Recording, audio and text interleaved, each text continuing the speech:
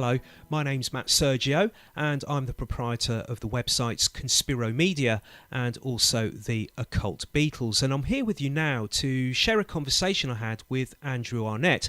Andrew's a musician, he's played in various bands, he's also worked as a cameraman, and he's a writer of many years' experience, a journalist who's written pieces that used to be centred on politics. However, in the last few years he's concentrated more on what he calls, and I quote, the paranormal agenda and other such genres and topics connected to that theme, such as the Beatles, a band that he's a long-time fan of, and he came to my attention because of his research into the Beatles, into the occult esoteric aspects of the Beatles, and more to the point, he came to my attention via an article, a rather unique article, I think, and that was published back in 2019 via the website paranoiamagazine.com.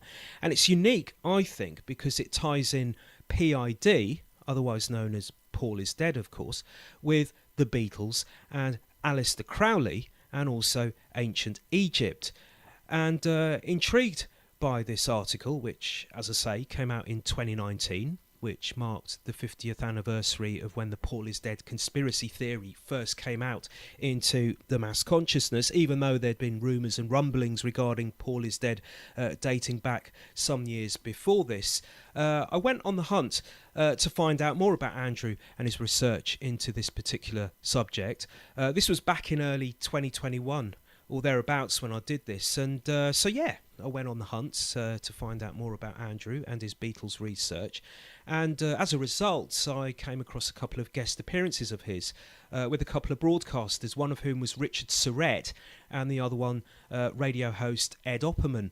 And in these guest appearances of his you can hear Andrew talk about the Beatles, Crowley, Paul is Dead, and also ancient Egypt, and in particular ancient Egyptian symbolism, and how ancient Egyptian symbolism ties into the Beatles and Paul is Dead, according to Andrew and his findings.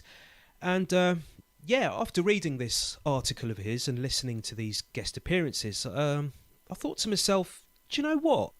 It might be a good idea for me to get in contact with Andrew, to ask him whether he'd be up for having a conversation with me about his research into the Beatles, PID, Crowley and ancient Egyptian symbolism. And so that's what I did, and in January 2022 we hooked up via Zoom with me based in the UK and Andrew in the US, and we chatted and recorded it, and if you stick around from here on in, you can hear the results of that conversation that not only focused in on Andrew's research into all of this, but some of my findings as well, and which have, in the main, been published over the years on my site, the Occult Beatles.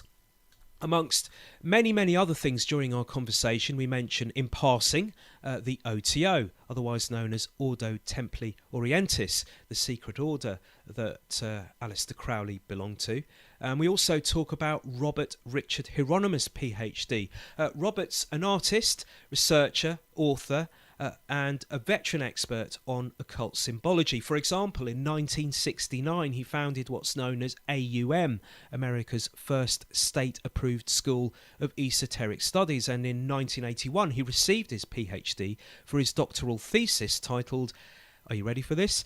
Titled An Historic Analysis of the Reverse of the American Great Seal and its Relationship to the Ideology of Humanistic Psychology. Hieronymus's research about the Great Seal of the United States has been used in the speeches, literature and libraries of the White House, the US State Department and the Department of Interior, and he's also been a member of a number of secret societies. And back in 2002 he published a book titled Inside the Yellow Submarine, The Making of the Beatles Animated Classic. It's a book that not only gives us an insider's view into the making of the Beatles animated film that was released in 1968, but it also features an occult analysis of the film according to Hieronymus, who compares it to various aspects within ancient Egyptian symbology, such as the ancient Egyptian god Khepra. As you may know, Khepra was a god with the body of a human and the head of an insect, a beetle. Back in 2012, I published an article on this, and I interviewed Hieronymus too, an interview that you can find via my page Conspiro TV and also at the Occult Beatles. In his analysis, Hieronymus puts forward the idea that the Beatles may possibly have been inspired, whether consciously or unconsciously, to name themselves the Beatles as perhaps a tribute to, in a sign of respect to, ancient Egyptian occult symbology. During my conversation with Andrew, and inspired by Hieronymus's ideas, we both discuss the officially sanctioned origins of where the band name The Beatles came from. For example, John Lennon, back in the early 1960s, before the Beatles achieved worldwide fame, and as you may know, he stated in what one might describe as typical Lennon-esque surrealist fashion, he stated in an article in a Liverpool-based music magazine that the band name The Beatles came to him in a vision where he saw a man on a flaming pie. With regards to my conversation with Andrew, and which I'm about to play out to you in a few seconds, I think one of the most prominent overarching themes that flows through my conversation with Andrew about the Beatles and ancient Egyptian symbology and Crowley and PID is not only of death but also of rebirth. So, as you'll hear Andrew mention during my chat with him, he puts forward the idea that PID alludes to, in his words, spiritual regeneration. So, yeah, in other words, Paul McCartney didn't die as such. It was a rebirth. And this was certainly on Andrew's radar when I hooked up with him in January of 2022 for our conversation via Zoom, and this was just a week or so after Christmas. And as a result, and I dare say inspired by the Christmas holidays, he informed me that he had some new info to share with me, info that he suggests not only might link PID to this idea of death and rebirth, but also, and as you'll hear Andrew say now, into the theme of Christmas. Let me touch upon that, because what I was doing was reading up on Christmas in general. And I've explored the concept of Christmas and Santa Claus in previous articles for different things, different publications. But I was just interested in the symbolism of it. And I got to what it is that, there was I got to reading about, it's Father Christmas. There's a connection I found between Father Christmas, the ghost of Christmas Present, as it's portrayed in the Christmas Carol story by Dickens, that and the Green Man of British folklore, and also the Arthurian tale of the Green Knight. So how does that connect with Paul is Dead? Right. Exactly. In brief, we know the story of, the Grinch. He's a nasty old bugger and he's trying to steal Christmas. It essentially is the situation. The running theme there is he is green. He's a green-skinned creature. Now that ties in, I was wondering about that. That ties in with the Green Man concept of folklore, which seems to be associated with a sort of a vegetative spirit or a sort of a rebirth concept. Yeah. But really the essence is in the Green Knight tale. And basically, in short, the Green Knight is it's actually a Christmas tale, and it takes place, I think the first one was written in Gawain and the Green Knight back in the 1400s. And basically on Christmas, the Green Knight shows up at King Arthur's round table, and he's not there to start a war, but he's there to offer a Christmas challenge, as it were, to the knights. And basically the challenge was any one of you knights could take a swing at me with an axe, and then the following year shall return, and I'll do the same to you. One blow with the axe. And so Arthur, of course, jumped to the challenge and said, I'll do it. But Gawain, one of the, the most courageous of the knights, stepped in and said, I will do that instead. So Gawain went ahead and he took his axe and he took a swing at the Green Knight, and the knight's head fell off. And then the knight picked up the head, replaced it onto his body, and said, great, terrific. I'll be back next year to do the same to you. To make a long story short, so the next year comes, Gawain goes ahead with his commitment. He goes to, now on his way, he goes and he spends some time in a castle.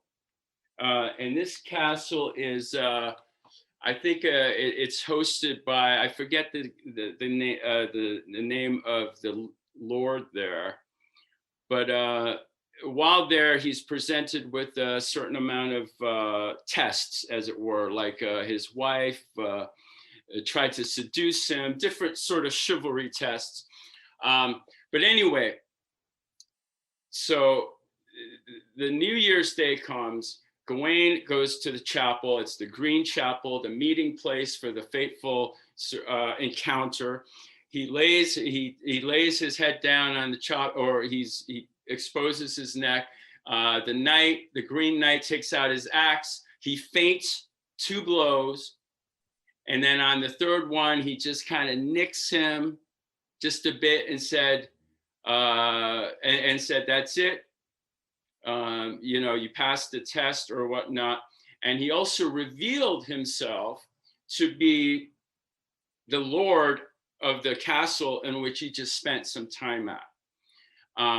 So he was actually, so the Green Knight actually presented he was in disguise in effect. He had a double. He was the lord of the castle that hosted Sir Gawain on his journey there to the meeting place. And he was also the Green Knight. So a couple of bells started clicking in my head regarding this. And the first thing was that the Green Knight, of course, was decapitated. Now, that rings a bell with me regarding Paul is dead, because in the story, as we understand it, the Paul is dead myth, which began in the summer of 1969, and I'll just sort of recount a bit of it just to update us. The original rumor, as it were, that circulated at that time around college campuses and radio stations was that Paul McCartney was killed in a car crash on the M1 motorway on September 11th, 1966, and then was secretly replaced by a lookalike double to keep, the theory was to keep the money rolling in for the band and the country. The band, however, like Lennon, especially Lennon, felt obliged to leave hints attesting to the fact that there was a double that replaced him, that way to appease his guilty conscience. So that's sort of the general Paul is dead myth or conspiracy theory. And one other aspect is it involved McCartney's head, which was mutilated and, in fact, according to the rumor, decapitated. So for me, the concept sort of started clicking. Here's a mythological tale indigenous to Britain. The Green Knight, his head is decapitated, as well He's actually has a double, which is quite unusual. And why would that be in there?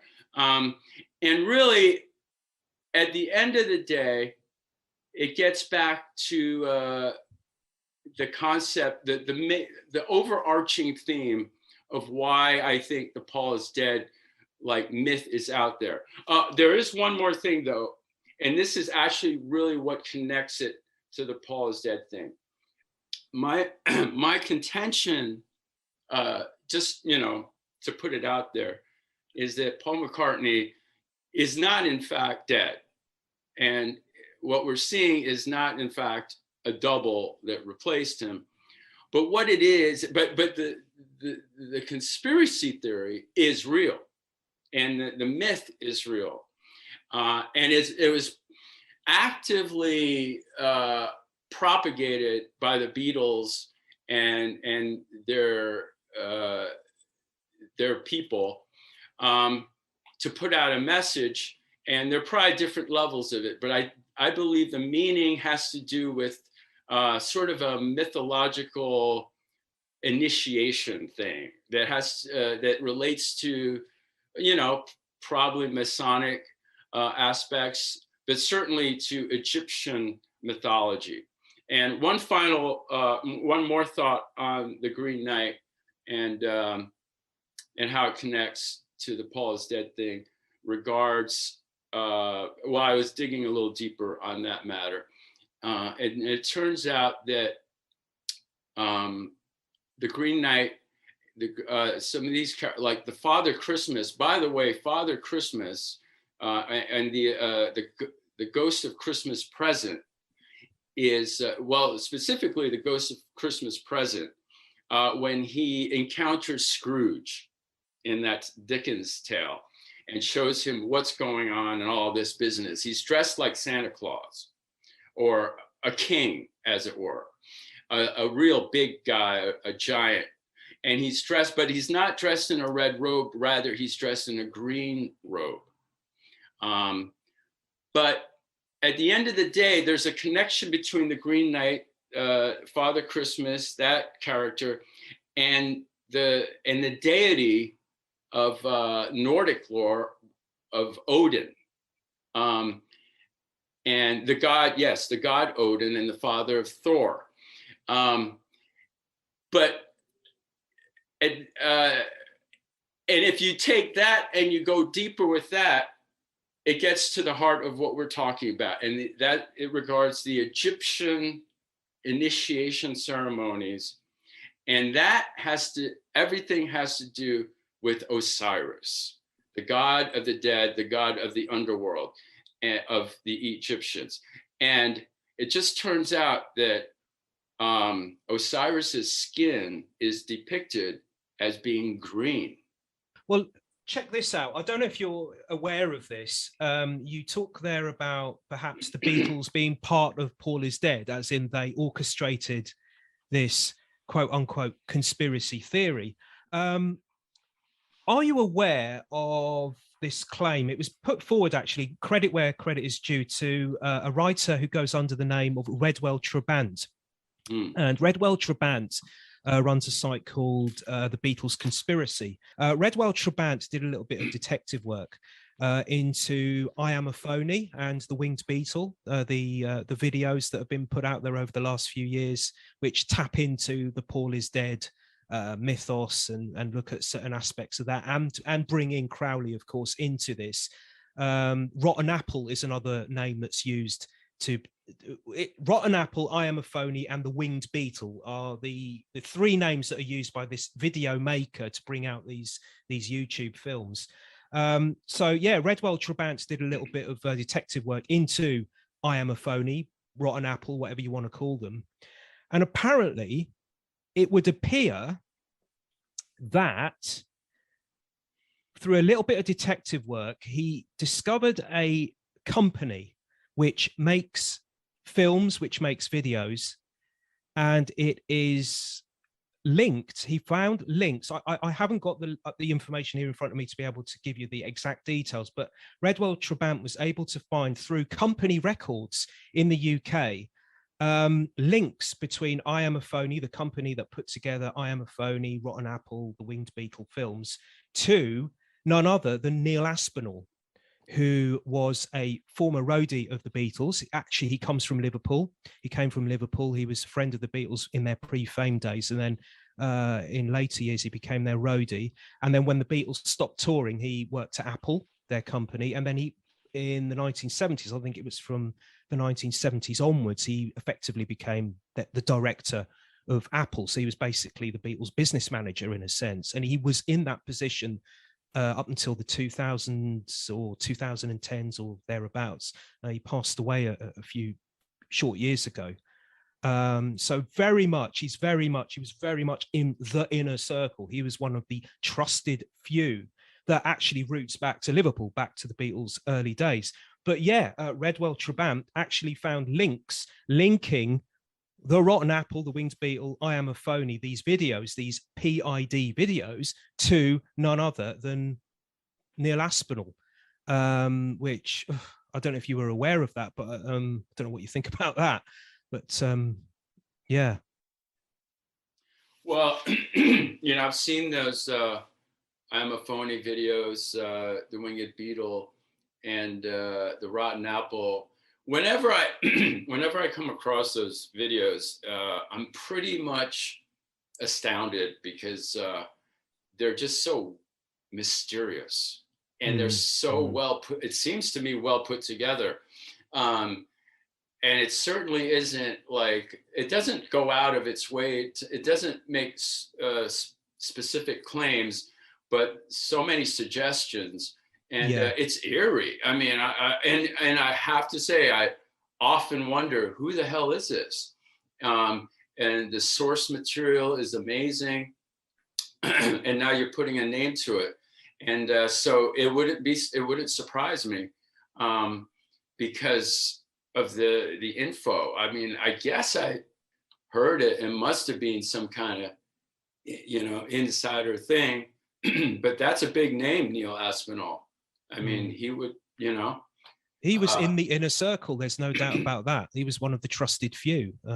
Yeah, his name always comes, as you said, like, big part of, running the whole thing going back into the 60s. So there you go.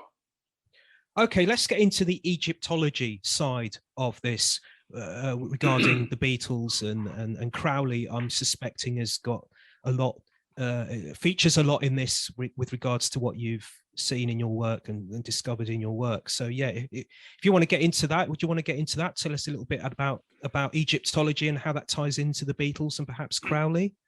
Yeah, obviously Crowley being an Egyptologist in many ways, and in the mystery schools here he is involved in and have propagated, and mystery schools in general, sort of, referring back to that, and it turns out that, in fact, all of our religions can, in a way, really kind of stems back to Egypt, just generally speaking. As we, our Christianity, which is our dominant religion, for the most part, its founder, Jesus, as we know, is a Jewish descendant. And if you look at Judaism came out of Egypt, because Moses, it turns out, was the brother, whether it was by adoption or whatnot, was the brother of a pharaoh. I mean, he grew up in the, as a pharaoh. So then he broke away and then he led the Jews out of Egypt. But the Egyptian influence is felt through all of those religions, through Christianity, in fact. So if, every time, whether it's a Christian priest or a Christian in general, or a Jewish person for that matter, ends a prayer, it ends in the word amen, which is, what is it really but a reference to Amun Ra, the sun god. And so if you look at it from that viewpoint, you have to wonder, like, what really was Ra, the sun god, and what were the Egyptians worshiping, and in turn, what exactly, what is the meaning, the hidden meaning behind Christianity, Judaism, and all that stuff. But I think one way to look at it is through astrotheology, which I guess is becoming a little more popular these days, but it's a way to look at deities in terms of our planets and stars, and like these gods sort of like represent them in a way. Really, I think, I think there's a few ways to jump into this. It's But a big subject, isn't it? I've looked into this and I've written articles about it on my website, the Occult Beatles. It's huge, man. It's where do you jump in? You've got this massive swimming pool. Which part of the swimming pool do you jump into first? It's huge. It is huge. Yeah.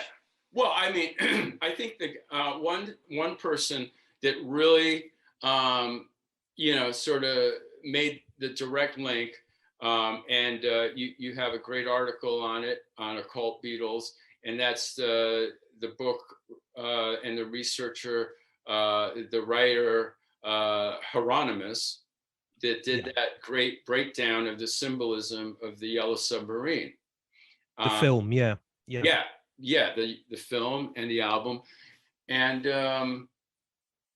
I think that says he did really uncovered a lot. So I think I haven't looked at that recently, but in essence, the bottom line there is that the Yellow Submarine represents, I guess it's the boat of the sun.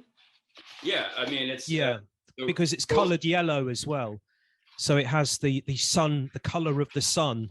So it's kind of like this vessel, and in the film, in the actual animated film Yellow Submarine, you see the Yellow Submarine flying through the sky at points. So it's like this yellow thing, if you like, that's in the sky. So it has that kind of sun symbolism to it, doesn't it? Yeah, well, exactly. And it would be actually in Egypt, it would be referenced as the boat of the sun. Now,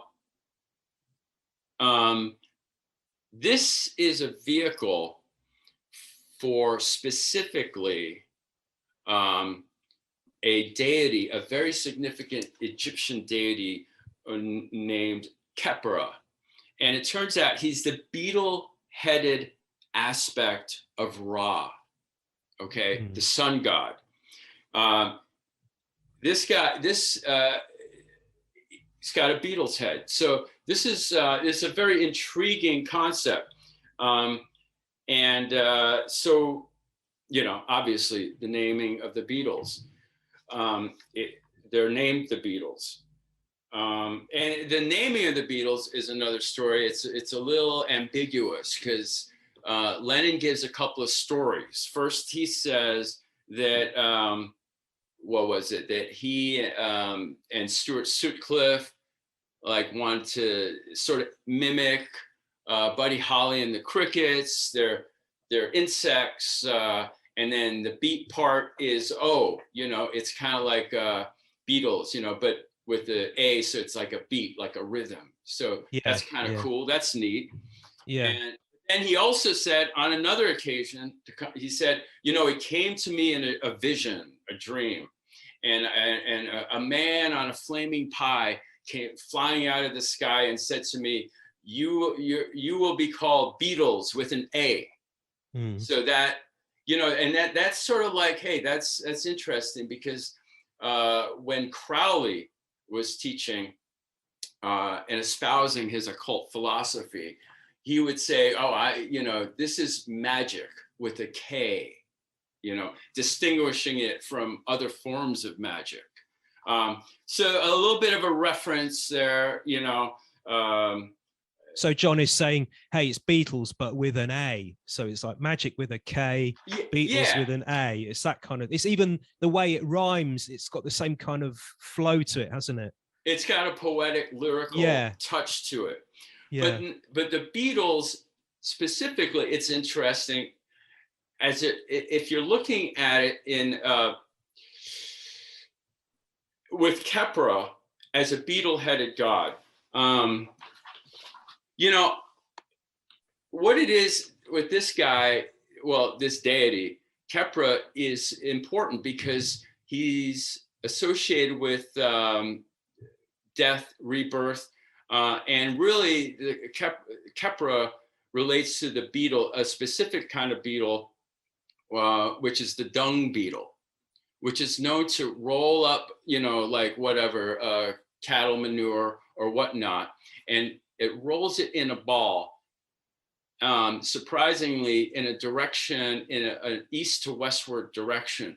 So this was observed by the Egyptian philosophers or whatnot, and they said, this is significant, symbolic of the sun in a sense, the direction, the ball, what have you, and they saw a connection there, and also the dung being a dead matter, a dead sort of waste being used. The reason they do this is because then they put their hatchlings in there, and those beetles in turn feed off the dung until maturity. So it's like a birth, death, rebirth thing, and a recycling. So in a sense, it relates to the sun. But this whole Paul is dead thing, in essence, to me, has to do with this initiation rite, mythological initiation of birth, death, and rebirth. And once we look at it from that viewpoint, and specifically the Egyptian viewpoint, we can start breaking down all the symbolism in a very startling, and it all falls neatly into place. So these are some of the things I want to re-look at some of these traditional like album covers and these clues, Paul is Dead clues, and then look at it in a deeper level. And so, yeah, those are some things I want to touch on. Yeah, I mean, the Beatles, spelt Beatles. The Beatles in their pre-fame days, I think it was the early 60s or late 50s, sometime around that time when they were still in Liverpool, when they were struggling to get gigs, to get live dates, when they were looking for stardom, as it were. They were actually called for a time the Silver Beatles, with Beatles as in insect, Beetles. So they did actually use that name for a short spell before they changed it to the Beatles, as in beat music.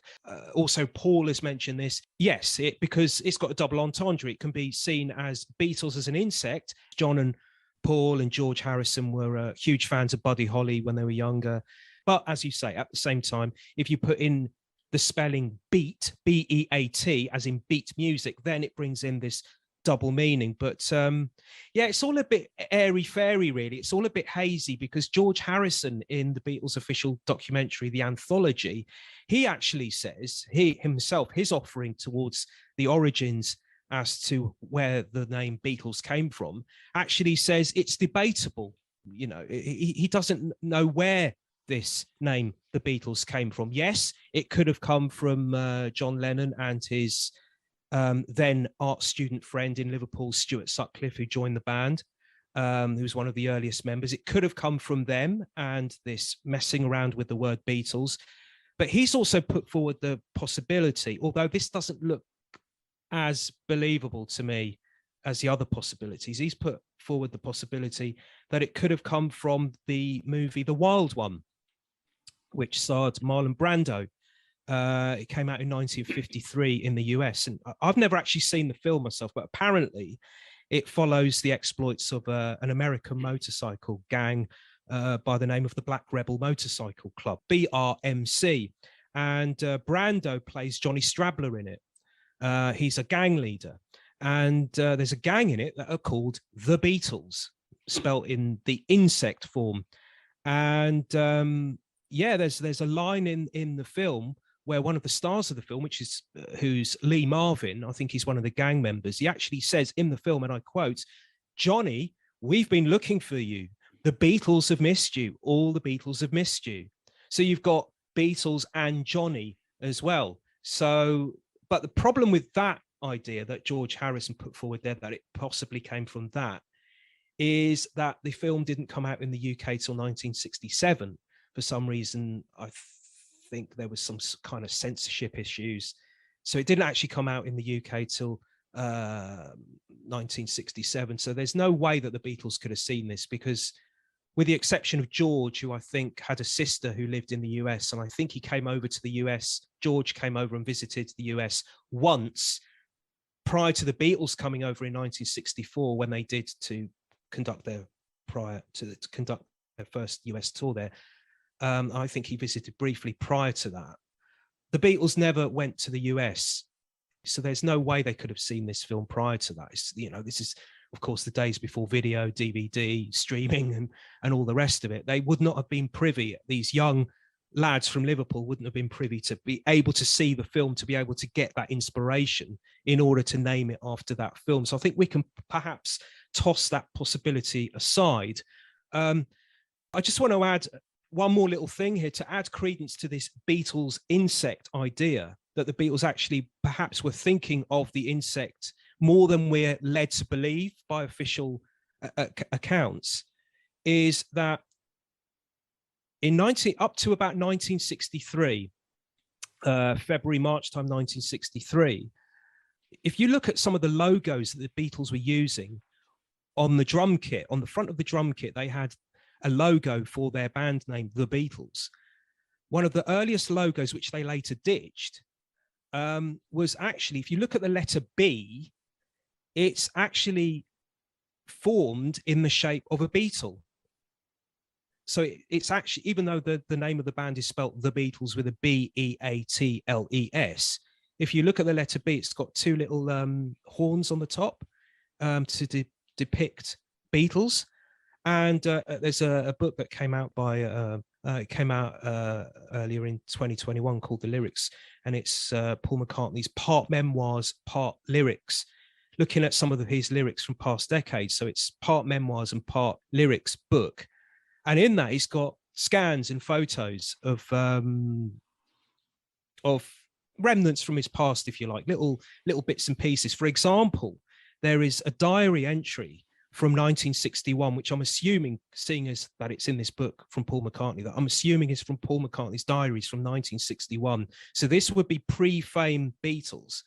And in that, there's, as I say, there's a page from his diary that we can see a scan of it. And it's Paul McCartney. I'm assuming it's McCartney. There are sketches in this diary, biro sketches of him messing around with possible ideas for a Beatles logo. And in each of those ideas that he scrolls down, he scribbles down with the biro, we have representations of the insect, the Beatles as an insect. I think I remember seeing that Beatles logo on Ringo's drum set with the Beatles. Very early, yeah, it's very early 1963. I think, yeah, it was designed by a guy by the name of Tex O'Hara. But that doesn't necessarily, but it doesn't necessarily mean that he was the guy that devised the sketch. He might have been ordered or instructed to put that sketch together. But looking at the lyrics, this book by McCartney, in which he's got scans and pictures of various memories from his past, as I say, there is a scan of his diary in that book in which he himself, McCartney, is sketching out the ideas for this Beatles logo with the insect as the central idea behind the design for the logo. So it's McCartney that's doing this. Whether it was his idea or maybe someone else suggested it to him, so he began to sit down with a sketch in his head and work on what somebody else suggested to him, or whether it was his idea initially, I don't know. But certainly we have evidence now to show that the Beatles as an insect was perhaps more important to them than we're being led to believe, you know. Yeah, yeah, I think that it's you get into this sort of realm, as it were. This they're touching on magic, they're touching on mysticism. I think they're very involved in that. And then you have these things, these connections, and some of them are deliberate, and then some of them might be examples of synchronicity. yeah. I Some kind mean, of mystical connection. yeah. I mean, Lennon, I mean, certainly was very interested in ancient Egyptian history, and Yoko Ono and John actually collected ancient Egyptian artifacts. I've got a quote here that I've typed out in front of me here, where she said in an interview in 1980, shortly before John Lennon's death, she said in an interview, "To make money, you have to spend money. But if you are going to make money, you have to make it with love." And she then goes on, "I love Egyptian art. I make sure to get all the Egyptian things, not for their value, but for their magic power. Each piece has a certain magic power." And certainly John and Yoko in the late 70s sometime did go to Egypt and visit the pyramids and all the ancient sites. Yeah, I've got a quote here again in front of me from the book Lennon in America, 1971 to 1980. This is based in part on the so-called Lost Lennon Diaries, and this is by author Jeffrey Giuliano. And in it, Giuliano writes that the Lennons had begun to, and I quote, seriously invest in ancient Egyptian artifacts. And to quote from the book, he writes, relics they bought included a skull, an infant's breastplate, and a 7-foot lion statue. A 7-foot lion statue. This is serious collecting. And again, to quote from another book, which I've copied out here in front of me, in the book John Lennon, a biography, the author of the book, Jacqueline Edmondson, claims that John, and again I quote, believed he had lived in Egypt in a previous life. So certainly in John Lennon's case, we can see some affinity there, some love, some respect, some deep respect. Well, they're putting their hands in their pockets, aren't they? Some serious respect there for ancient Egypt. Certainly McCartney as well with the Egypt Station album, which came out a few years back. The cover, if you've seen the cover of his solo album, Egypt Station, it's absolutely festooned with Egyptian symbology, isn't it? And if I'm not mistaken, the actual cover is actually a painting or a picture that he himself drew back in the late 1980s, early 90s, late 1980s, sometime around then. Yeah, so that's actually the cover of Egypt Station with all this Egyptian symbology is actually a painting that, or a drawing that Paul put together himself. This is his creation from the late 80s, early 90s, which he turned into Egypt Station. And he claims that he got the ideas for that cover from an ancient from a reference book on ancient Egypt. So that's what he claims. But you've looked into that as well, haven't you? You've looked into the Egypt Station album. Yeah, I looked. I did look into that. That was a while back. There's so much, like, yeah, these guys were reading Lenin, and then they were reading really deep into this Egyptian stuff. There's there's a quote from the Egyptian Book of the Dead I have here. It says, "And behold, thou shalt make a scarab," or a beetle, as the other name for a beetle is scarab, "make a scarab of green stone, which shall be placed in the heart of a man, and it shall perform for him the opening of the mouth." And basically, this stone beetle, 3 inches long, was placed in the heart cavity, which was removed from the body. And then this is part of the process of the mummification of these Egyptian pharaohs. And basically, it's a funeral, right? And again, it's sort of like it comes back to the birth and death, birth, and rebirth cycle, which seems to play out in the Beatles motif. The beetle also is, like in all kingdoms, there's like there's the top of the food chain, as it were. And the lion, like in the animal kingdom, the lion is sort of symbolic of that. And the lion is also associated with the sun, like Leo, with the mane, the golden colors, and all that bit. In the mineral world, of course, we have gold as being the sort of gold standard, as it were, of minerals that also reflects the sun. But in the insect kingdom, the beetle is considered the top of the list. And so, there's a synchronicity there because, aside from these other things, connections, the Beatles are also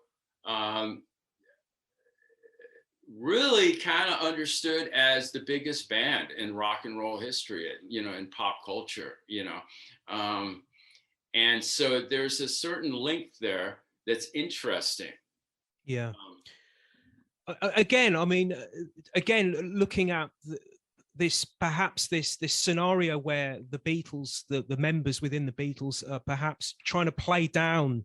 Maybe I'm just putting this out there. I'm not saying this is what happened, but as I said earlier, that the Beatles were perhaps playing down the links of the band name The Beatles to the insect, the beetle, and especially as it connects to ancient Egypt. Again, just to add to that, what did Paul McCartney do when he left the Beatles? He went and formed this band Wings. Now his story as to how the name the band Wings came to be was, off the top of my head, I think it was, I might be getting this wrong, but I think one of his daughters had been born around that time, 1970, 71. And he says he saw the wings of an angel in a vision. And he thought, hey, that's a great name for a band. Okay, all right. But what do we see in ancient Egyptian symbology? We see a winged beetle. So here we have a band called Wings, which has been started by a beetle. So we have a beetle now with wings, a winged beetle. And of course, this takes us into Aleister Crowley territory again, because we have the beetle with wings, the winged beetle, the book, The Winged Beetle. But do you know what I mean? It's like, whether they're doing it deliberately or subconsciously, they keep tapping into this insect, this beetle insect symbology, don't they? See, Crowley in 1910 published a book of poetry, occult themed poetry, called The Winged Beetle. It has titles in it like The Octopus, The Two Secrets, The Wings, The Wizard Way. One poem is called The Wings. And it just looks as if, researchers and theorists have made a connection like that, like that's the next step, right? Beatles, Wings, brings us back to Crowley, brings us back to Egypt. I'm no great expert on Crowley. I'm not going to pretend that I am, but in preparation for our chat, I looked a little bit into Crowley and some links between the beetle, the sacred image of the beetle, and ancient Egypt. And I came across a quote from a book which is titled Confessions. And there was a piece in this. I don't know how significant this is. I'll throw this to you and see what you think. There's a part in the book where he's quoted as describing, what happened whilst he was staying at his home in Scotland, the infamous Boleskine house, which, of course, in much later years, was bought by Jimmy Page from Led Zeppelin, who was, of course, kind of like a disciple of Crowley's. Now, in the book, apparently there was a point where Crowley was involved in this kind of rivalry with this particular individual by the name of Samuel Liddell McGregor Mathers. I think that's how you pronounce his name. Now, with regards to this toing and froing this feud, if you like. There's a quote in the book. I'm gonna read it to you with regards to this. Crowley, okay, it was Crowley had resumed magical work in a desultory way on finding that Mathers was attacking him. And Mathers, through his magical work, had succeeded in killing most of Crowley's dogs. At this time, Crowley kept a pack of bloodhounds and that were used to go hunting. Now, the servants in the house too were constantly being made ill, one way or another. And so therefore, what Crowley did was he employs the appropriate talismans from the Book of the Sacred Magic of Abramelin against Mathers, evoking Beelzebub and his 49 servitors. And to quote from the book, word for word, Crowley states, "One day, to my amazement, having gone into the bathroom to bathe, I discovered a beetle. As I have said, I take no interest in natural history and know nothing of it. But this beetle attracted my attention at once. I had never seen anything like it before. It was about 1.5 inches long and had a single horn nearly as long as itself. The horn ended in a small sphere suggestive of an eye. From the moment, for about a fortnight, there was an absolute plague of these beetles. They were not merely in the house, they were on the rocks outside in the gardens, by the sacred spring, everywhere. But I never saw one outside my house, outside the estate. I sent a specimen to London by the experts who were unable to identify this particular species." So I don't know what you make of that. Crowley and the Beatles. That's again, that sounds like an example of synchronicity, which was coined by Jung. Yeah. And I think I'm gonna have to look this up. This is definitely something. I think he has a famous case where he's sort of treating a patient, and she has a remarkable beetle vision or experience encounter as well. But yeah, well, that's a whole other thing. Yeah, Boleskine, Jimmy Page. It's an example of how deep this Crowleyan thing runs through the rock community. I mean, I was just revisiting. I was revisiting the film Lucifer Rising by Kenneth Grant. No, not Kenneth Grant. Kenneth Anger. Kenneth Anger. A whole, Crowleyan sort of initiation rite film that was slated to star Mick Jagger as Lucifer. Yes, Jimmy Page was slated to, do the soundtrack. And then Page pulled out. But yeah, I mean, Kenneth Grant, he got... Kenneth Anger. Oh, sorry. Yes, Kenneth Anger. I guess he referenced the fact that, when you start getting into this sort of thing, you're opening up a Pandora's box. You're like unleashing, whether it's demonic entities or perhaps, unconscious sort of, if you're looking at from a Jungian viewpoint, unconscious powers, whatever the case is, these things come to fore. And then you saw a lot of that weird stuff happening at Boleskine, dogs dying, weird manifestations of insects and whatnot. There's a lot of that going on. But again, I think, it comes back to the whole Egyptian concept. But yeah, that's wild. The name, the Beatles, that's a mystery right there. Yeah, Kenneth Anger was an occult filmmaker, a director who was a disciple, no less, of Crowley's, of Aleister Crowley. You mentioned, we're talking about Kenneth Anger there, yeah. And you slipped in the name Kenneth Grant, Yeah, and I think I know why you did that, because there is actually a guy by the name of Kenneth Grant who, along with his wife Steffi, yeah. are occultists. Were occultists, and certainly I know why you were saying that, why you were slipping that name out by mistake. It's in your head, isn't it? Because this kind of those names do actually link into the Beatles. I don't know if we want to mention that now, or perhaps there is another little piece about ancient Egypt and Paul McCartney that I'd like to mention to you. I don't know if you want to hear about this. You might, and see what your take is on this. I'd love to. Um, Anything you've got, I'm all ears. okay, all right All then. ears. This is something that was actually I looked into in an article on my website, the Occult Beatles, some time back, and this was an article where I was basically looking at the links, as we've been discussing today, looking at the links between the Beatles and ancient Egypt, and McCartney and ancient Egypt, and all of that.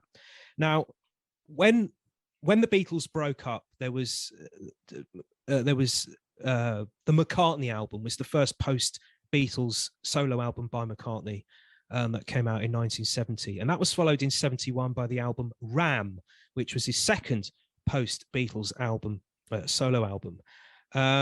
Now, there has been some discussion within the alternative media, if you like, as to why he titled this album Ram. If you recall, the cover of the album has got McCartney on the front of it. I think it's taken from a photograph which was taken on his farm in Scotland. And basically, it's him standing behind a ram with his hands on the ram's horns. It's like he's kind of pulling the horn, pulling the ram backwards, or trying to control the ram from moving too fast ahead. I don't know what's going on there, but he's certainly got his hands on the ram's horns. It has been said that, as I say, within the alternative media, by various commentators that look at this kind of stuff, that this perhaps is some kind of satanic, there is some kind of satanic symbology going on here. And I guess that's got to do with the fact that these are horns on the ram, so it's the devil's horns. Or of course, you could liken this to the half human, half animal deity, the so-called satanic deity Baphomet, which is a horned deity, which, as I say, has got the head of a goat with the horns, and of course the human body. Okay, perhaps I'm not disputing that, and I'm not supporting it either. I'm open to that. But here's another possibility, okay? And this is something that I looked at on my website, the Occult Beatles, in this particular article that I mentioned. About 5 or 6 years after the release of Ram came another version of Ram, an instrumental orchestral version of Ram. It was released. It was for many decades, up until about the late 80s, early 90s. McCartney didn't put his name to this album. He didn't credit himself with having created the album, although it was him that was actually behind it. For about 30 odd years, no one actually could say this for sure. Of course, some people in the music industry and music fans guessed that it was perhaps him, but he didn't actually put his name on the actual record as to him being the creator of this instrumental version of Ram. Instead, he gave the credit to a created character by the name of Percy Thrills Thrillington. You can see the pictures for yourself. There were pictures created for the media to publicize the album. It was actually a half human figure with a goat's head, with more to the point, with a ram's head. So here again, we have, people who are looking at this would say, aha, look, it's Baphomet, because it's half human and all of that, with the goat's head, with the ram's head, with the horns and everything. Okay, but just suspend that thought for a moment, that perhaps it's a quote unquote satanic image alluding to Baphomet. The actual person who put together the orchestration for the album was a guy by the name of Richard Hewson. And if I'm not mistaken, I think Richard Hewson was actually the arranger, the musical arranger for the Beatles album Let It Be, their 1970 album, which was the last album that they released as a band. Now, in more recent times, he's been in interviews, and he's actually expressed some kind of like confusion as to why McCartney decided to put together this fictional character, this Percy Thrillington character, and to give the credit for this instrumental album to Percy Thrillington. And the confusion for Richard comes from the fact that he can't understand why McCartney would do that. His way of thinking is, surely it would have been better for McCartney to have released the album under the name of Paul McCartney. Hence, it would have sold perhaps millions of copies, because as it stands, it didn't actually sell that many copies when it came out in the 1970s. And Richard Houston's way of thinking is, well, that's like commercial suicide. Surely he should have released it under his own name. So why did he create this character, this half man, half ram figure, in order to do this? It wouldn't have been better to just release it under his own name, Paul McCartney, and sell more copies? So he's a little bit confused, even to this day, as to why this happened. Well, perhaps, again, what McCartney was doing was rooting back to ancient Egypt.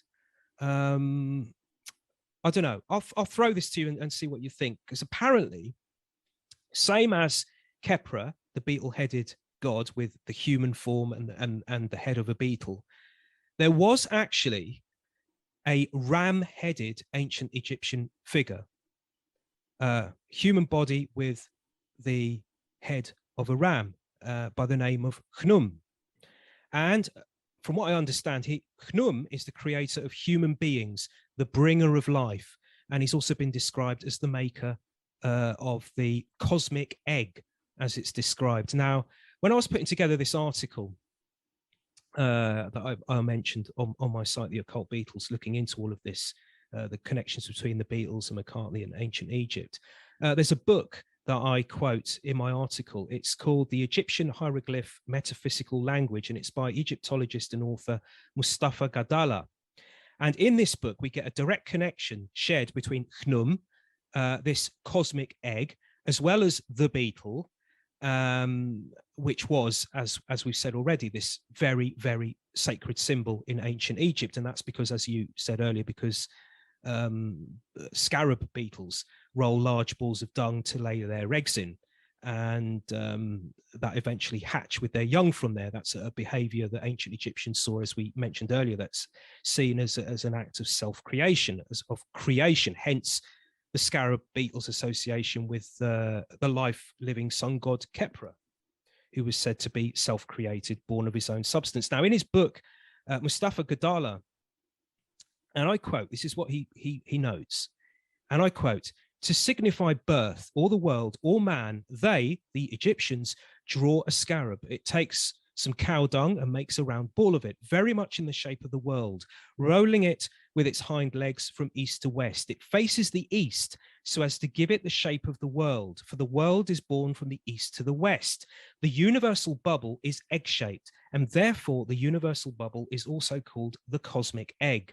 Egyptian texts refer to Khnum as the one who made the cosmic egg. Khnum represents the cosmic egg and all creation within it, as affirmed by references to his attributes in the Egyptian text as being the modeler, governor of the house of life, being the cosmic egg, maker of heaven and earth and the water and mountains, the maker of things that are, creator of things that shall be. The cosmic egg has same definitions as the ram-headed Khnum.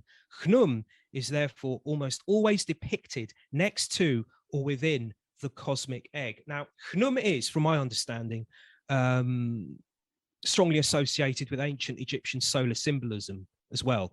According to one account I've read, he's described as being soul of the sun god Ra. And Khepra is allied with this sun god too, of course. And Khepra represented the rising or the morning sun. He was the Egyptian god of rebirth. And again, to quote from another book here, from The Secret Teaching of All Ages, by Manly P. Hall, who was a 33rd degree Mason, a mystic, a scholar, an author. He states, Ra, The god of the sun, as the creator of the universe, he was symbolized by the head of a scarab and was called Kepra, which signified the resurrection of the soul and a new life at the end of the mortal span. The scarab was the emissary of the sun. Chnum is set to represent the nocturnal manifestation of the sun before it rises again the next day with Kepra. So yeah, so I don't know what you think about that. Incidentally, let me just finish here by just noting that in later years, in the 1980s, Richard Hewson had a hit in the charts.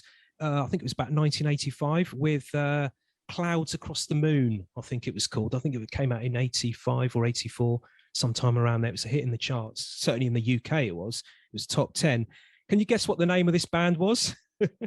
The Ra Band. R-A-H. Now, according to Hewson, the reason that he chose the Ra Band is it's an initial for R-A-H, as in his name, Richard Anthony Hewson. But yeah, you never know with these things, do you? So yeah, I don't know what you think about that. The ram-headed god, Hnum, and You know, Ram. I was, I was trying to think of. I thought I came upon across that when I was thinking about McCartney, and maybe that's the meaning that I was looking for, because I wasn't sure how to associate him with the ram. Of course, McCartney is associated with the walrus. He's associated with and maybe, maybe this answers that mystery for me. And I'll look into it more. But regarding Paul McCartney and specifically Wings albums, what comes to mind when you were talking about this was a later album. I think their last album in '79 was called Back to the Egg. Right, exactly. I'm glad you said that. I was, exactly, exactly, yeah. And then, but you started it off by referencing Kenneth Grant, and so what I was thinking about during that time was regarding Grant and and his association to Crowley. And just for the record, I'm not like a Crowleyan as per se. I don't, follow him. I don't study his works per se. And if I were to speak with someone that was a Crowleyan, they would, I mean, I wouldn't know, a fraction of what they know, regarding rituals and all that stuff. But I do have an interest in Crowley as a writer, and obviously his mythology, as I'm researching it, as it relates to other things. There's also like just a cultural fascination with the man, because in my opinion, I think he's sort of one of the world's first rock stars, for good or ill, and a lot of ill. He was, there's a lot of problems with Crowley, but anyways, getting to the point, and what I learned is that, well, now Grant was Crowley's secretary in Crowley's later years. In fact, the last few years of his life, when Crowley was basically flat broke, living in I'm not sure if it was a nursing home per se, but like a place for older folks that are broke, and on meager income, because he had basically spent the fortunes that he inherited from his father on his various, his wild lifestyle, as it were. But anyway, so Grant had requested through mail to meet with Crowley, and so they had met. And I guess at that time, Grant was, in college, or just, quite young. And so that led to basically a secretarial job, which Grant had, that he was doing for Crowley. And that was cut short because Grant's father was complaining that he wasn't making any money. Crowley wasn't giving him any money. And so he was recalled back to what part of England he came from, to Crowley's chagrin. But anyway, at some point, though, Crowley, in payment for Grant's work as a secretary, whatnot, he said, "You can have anything you want of like my creations." I think he was referring to his artwork. So Grant's, he eyed this one piece, a portrait of Lamb, which was like a sketch or something of this strange being, which Crowley had termed Lamb. And he said, "I want that." And Crowley said, "Okay, it's yours."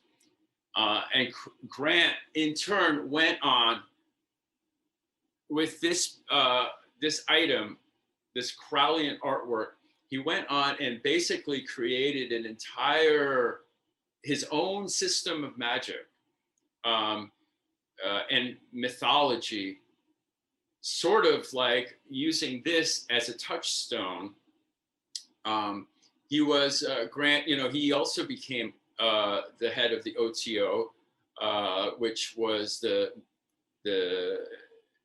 society which an order. Yeah. Yes, the order, the OTO. There was some struggle for power, and then eventually, because of the way Kenneth Grant was going off, taking the Crowleyan teachings in a certain direction, that he was basically, the struggle for power forced him out. So he created his own, which was Typhonian OTO. Now, so the curious thing about this piece of artwork is that it's basically it's an egg-shaped sort of person. It's a person with a head that resembles an egg. I mean, it's really doesn't look like any person you might encounter. And in fact, it looks exactly like what we would refer to nowadays as an alien, or specifically a gray alien. Now, so this was he went on, Grant created this sort of, there was a lot of UFO concepts involved in his branch of magic. But getting back to Lamb and this painting,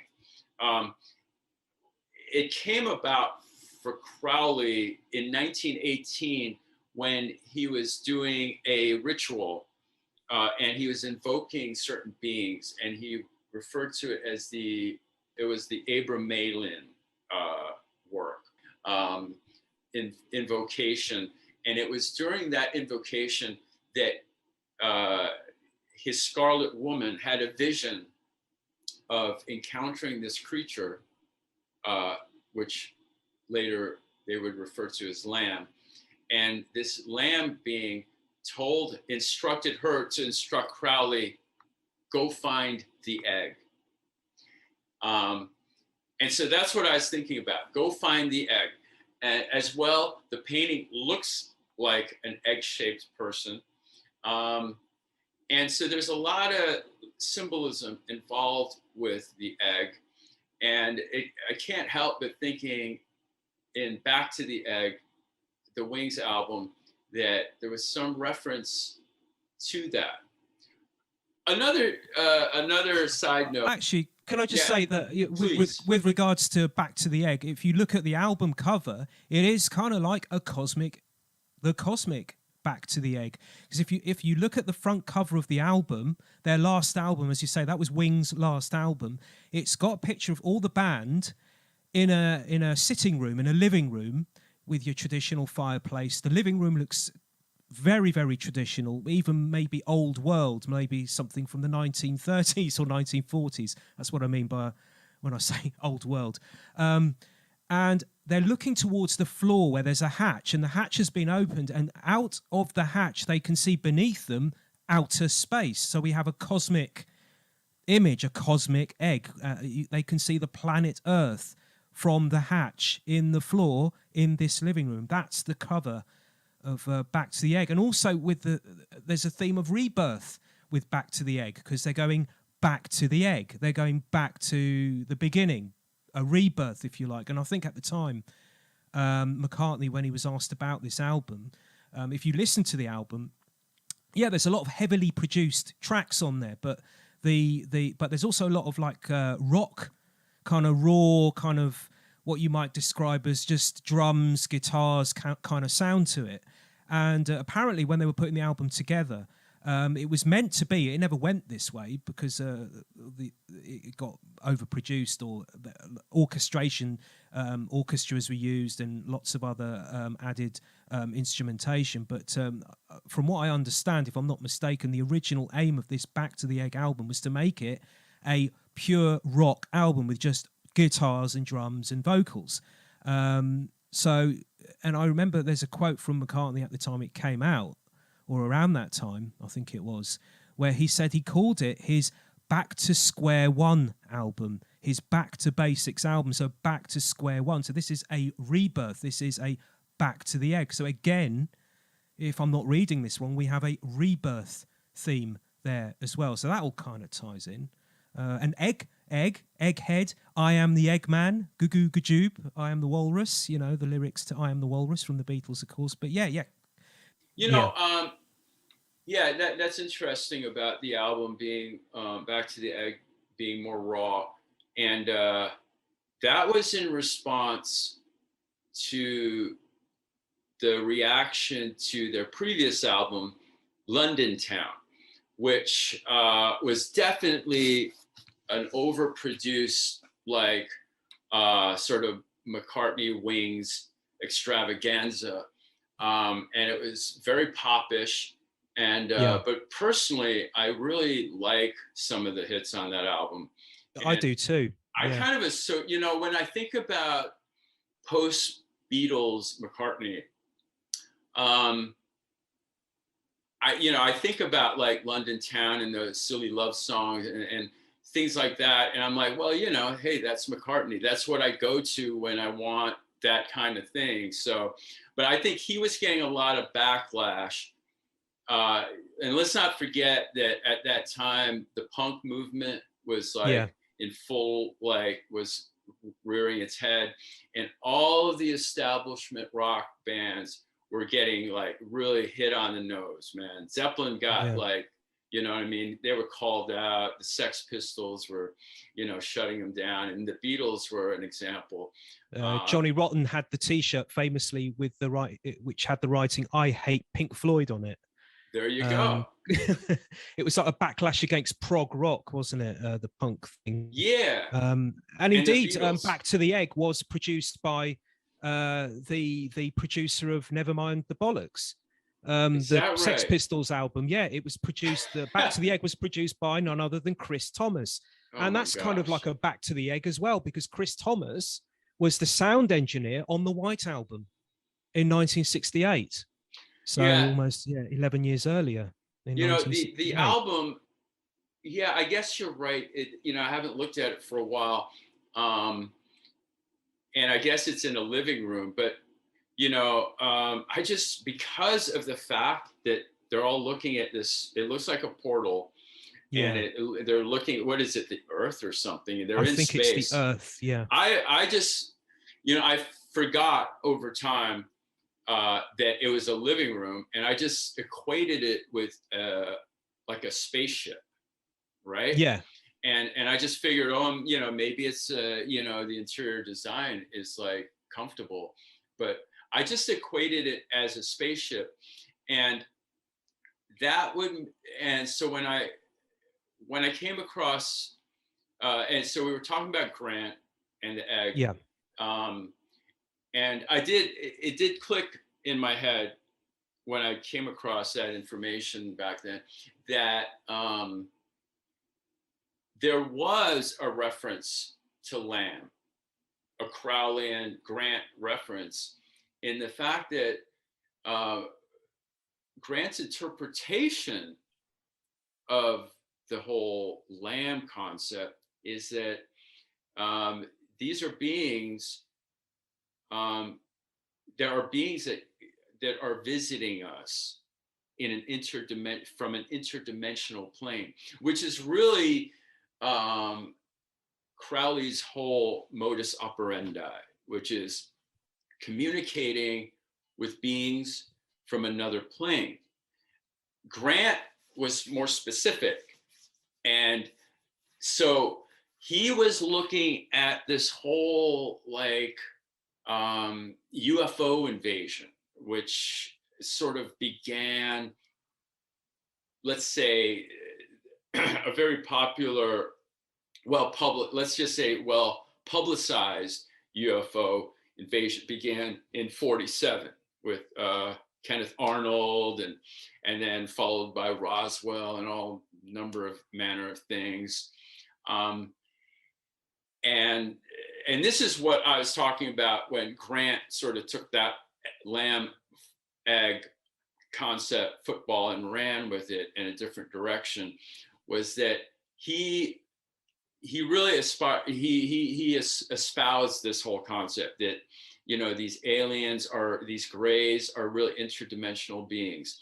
And the egg, another way that he viewed the egg was in fact a flying saucer, which is, you know, some would say it's egg shaped. And so that was one thing I thought McCartney might have been referencing. Ah, I see. Yeah. On the Back to the Egg okay. cover. Yeah. But that's, you know, that's, I mean, you know, that's just, you know, me I could be superimposing that. Yeah, that's just another idea to throw out, isn't it? Absolutely. Here, among the two of us. With regards to Liebe Aber by Aleister Crowley, I'm not sure if I'm actually pronouncing that right. Is it Liebe Aber or Liebe Aber? Or, but that's, of course, the book where you get the often quoted passage where he states, "Let him write backwards with either hands. Let him constantly watch, if convenient, cinema films and listen to phonograph records reversed. And let him so accustom himself to these that they appear natural and appreciable as a whole. Let him practice speaking backwards. Thus, for I am he, let him say am I. Let him learn to read backwards." And as, of course, the opening line in I Am the Walrus, the Beatles song, which was featured in their 1967 film Magical Mystery Tour, the opening line in that, written by Lennon, is I am he as you are me. And of course, the Beatles are credited with having created the first ever commercial pop song with backwards vocals, and that was the song Rain from 1966, which I think was on the B-side initially of the single Paperback Writer in the UK, as I say, in 66. And you have the final verse there where John Lennon's singing that final verse that he's singing is reversed. So it's been played backwards. And I picked up on some interesting little quotes here that I've accumulated in my research over the years. And this is again to do with McCartney. And this is an actual quote in an interview that he did for a live talk, live on stage a few years back with Jarvis Cocker, the lead singer of the British band Pulp. Oh, yeah. Or the former lead singer of the band Pulp. Paul McCartney, recalling his school days, he said, "I have a distant memory of sitting down to write with my left hand and writing my name backwards. Mirror writing." And then he looks at the audience at this point. You can get this on YouTube. You can see this. He looks at the audience with a kind of air of humor and says, what does that say about me? And I've got also another quote here from McCartney. I haven't been able to find the actual, confirm whether this is legit or not, but I've got it here for you anyway. But he's also reported to have said, with regards to the same kind of thing, and I quote, "I just always seem to do everything back to front." And he's talking here about his old school days. "I just always seem to do everything back to front. And don't ask me why. I used to write backwards in class.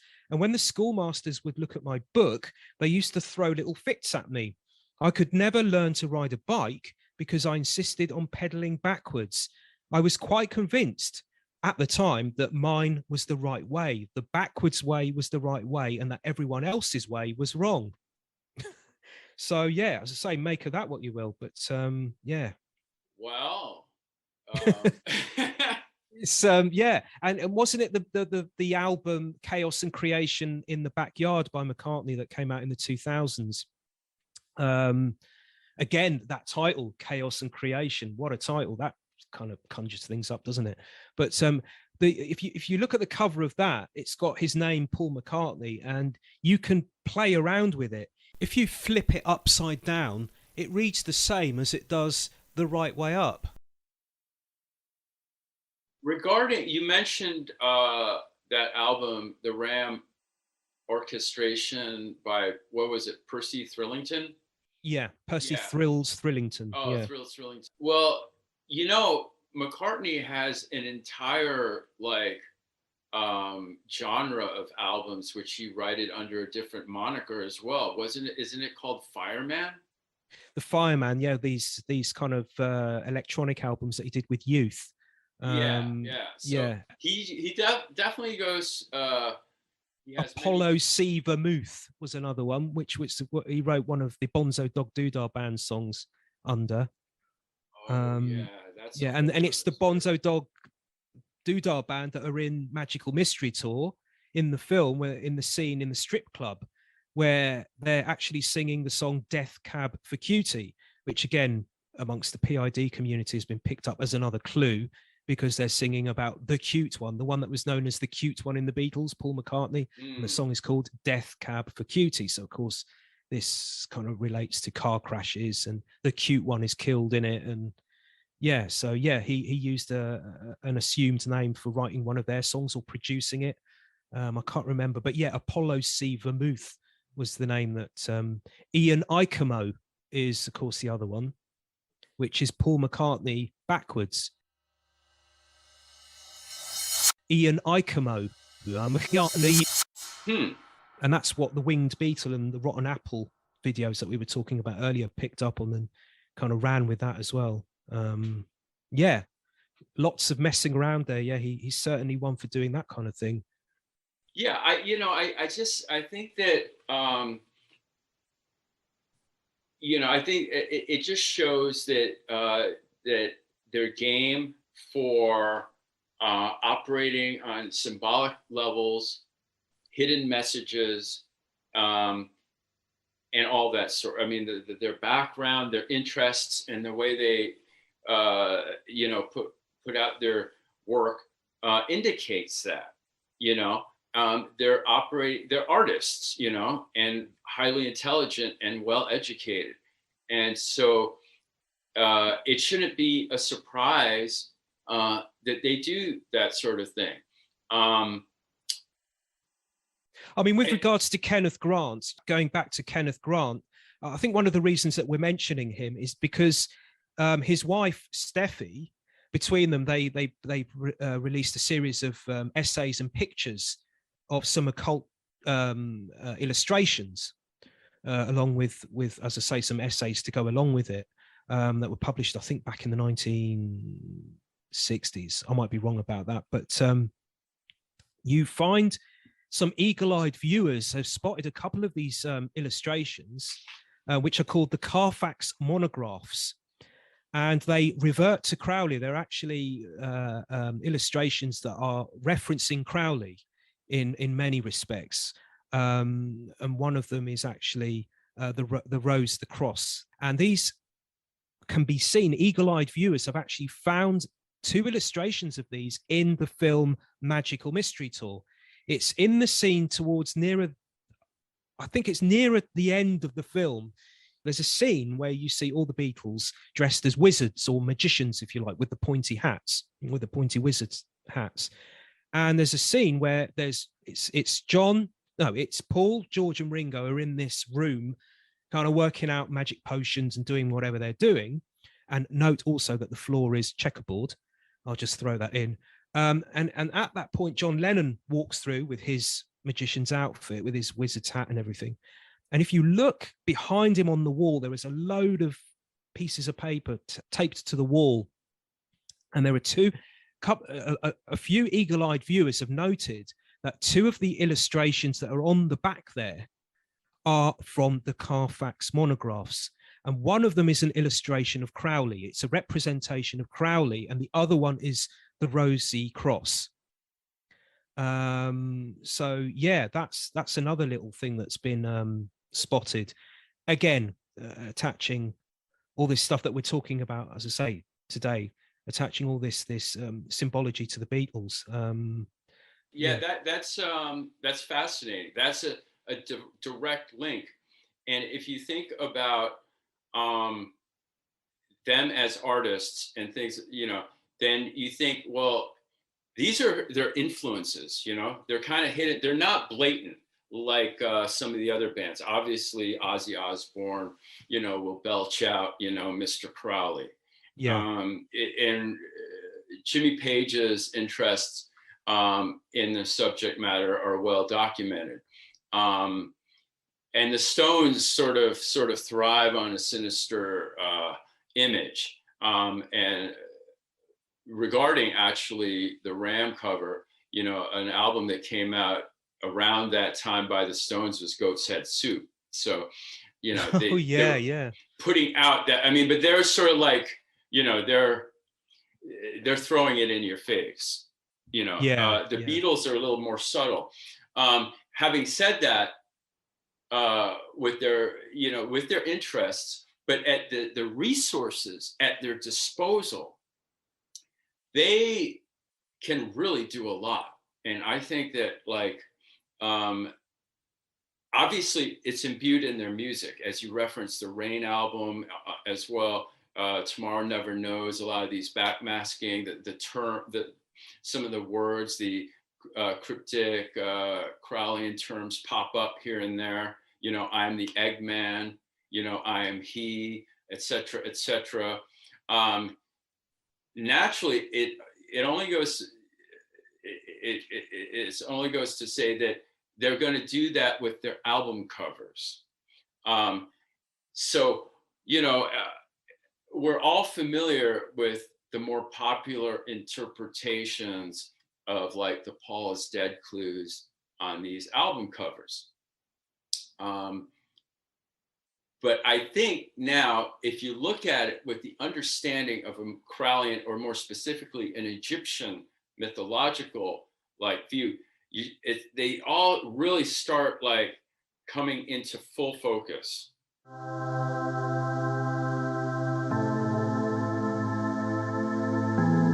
This the occult. Beatles. Yes, what you're watching and listening to right now is a presentation in conjunction with my website, The Occult Beatles. And the main feature of this presentation, of course, is my conversation with researcher and writer Andrew Arnett, a conversation I recorded with him via Zoom in January of 2022. And yeah, there you hear him making reference to album covers, and specifically, of course, the Beatles album covers. So, okay, it's time now to look into some of their album covers from an occult perspective, of course. And as you heard Andrew say there just a few seconds ago, when it comes to Paul is Dead, there is this, in Andrew's words, popular interpretation. In other words, a general overall perspective that we're all familiar with when it comes to reading so-called PID clues into some of the band's album covers from 1967 onwards. Albums such as, of course, Sgt. Pepper, Magical Mystery Tour, and 1969's Abbey Road album, of course. And these are clues that we're told tie into the claim that McCartney was killed in the latter months of 1966. However, according to what Andrew says he's found in his research, is that there are apparent clues to death, and not only death, but rebirth, in Beatles albums predating September 1966, this date when Paul McCartney is said to have died. One such album is Yesterday and Today, a compilation album released in the US on the Capitol label in June of 1966. And also another album cover worth looking at, says Andrew, is the Beatles album Help from 1965. Now, what I've got coming up for you in just a little while are some excerpts of Andrew from his guest appearance on the previously mentioned broadcast, The Opperman Report, as hosted by Ed Opperman. In the following excerpts that you're going to hear in just a little while, you'll hear Andrew explain his interpretation of both the Help and Yesterday and Today albums, and as I said before, both of which predate September 1966. And also, Andrew makes note of Osiris during his conversation with Ed. Actually, Osiris is quite central to Andrew's research into all of this stuff. If you recall earlier in my conversation with me here, he mentioned, and to paraphrase him, he mentioned that everything has to do with Osiris, the god of the dead, the god of the underworld of the Egyptians. This ties into initiation, mythologized ancient Egyptian initiation of birth, death, and rebirth. Now, something else that Andrew explained to Ed Opperman during his conversation, something I'm not going to feature an excerpt of, but it's something that he talked about with Ed Opperman, was with regards to these so-called Paul is Dead clues in albums from 1967 onwards. During his conversation with Ed Opperman, Andrew puts forward the idea that these clues that are seen in albums such as Sgt. Pepper and Abbey Road, and that are perceived to be proof that Paul McCartney, that he was killed in 1966, are perhaps being taken too literally, that actually Paul's death wasn't literally him being killed.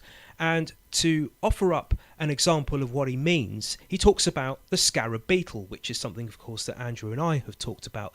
And to quote Andrew from his conversation with Ed Opperman, talking about the scarab beetle and how this all ties into PID, and I quote, what Andrew says is, "The scarab beetle holds the key to the Paul is Dead mystery.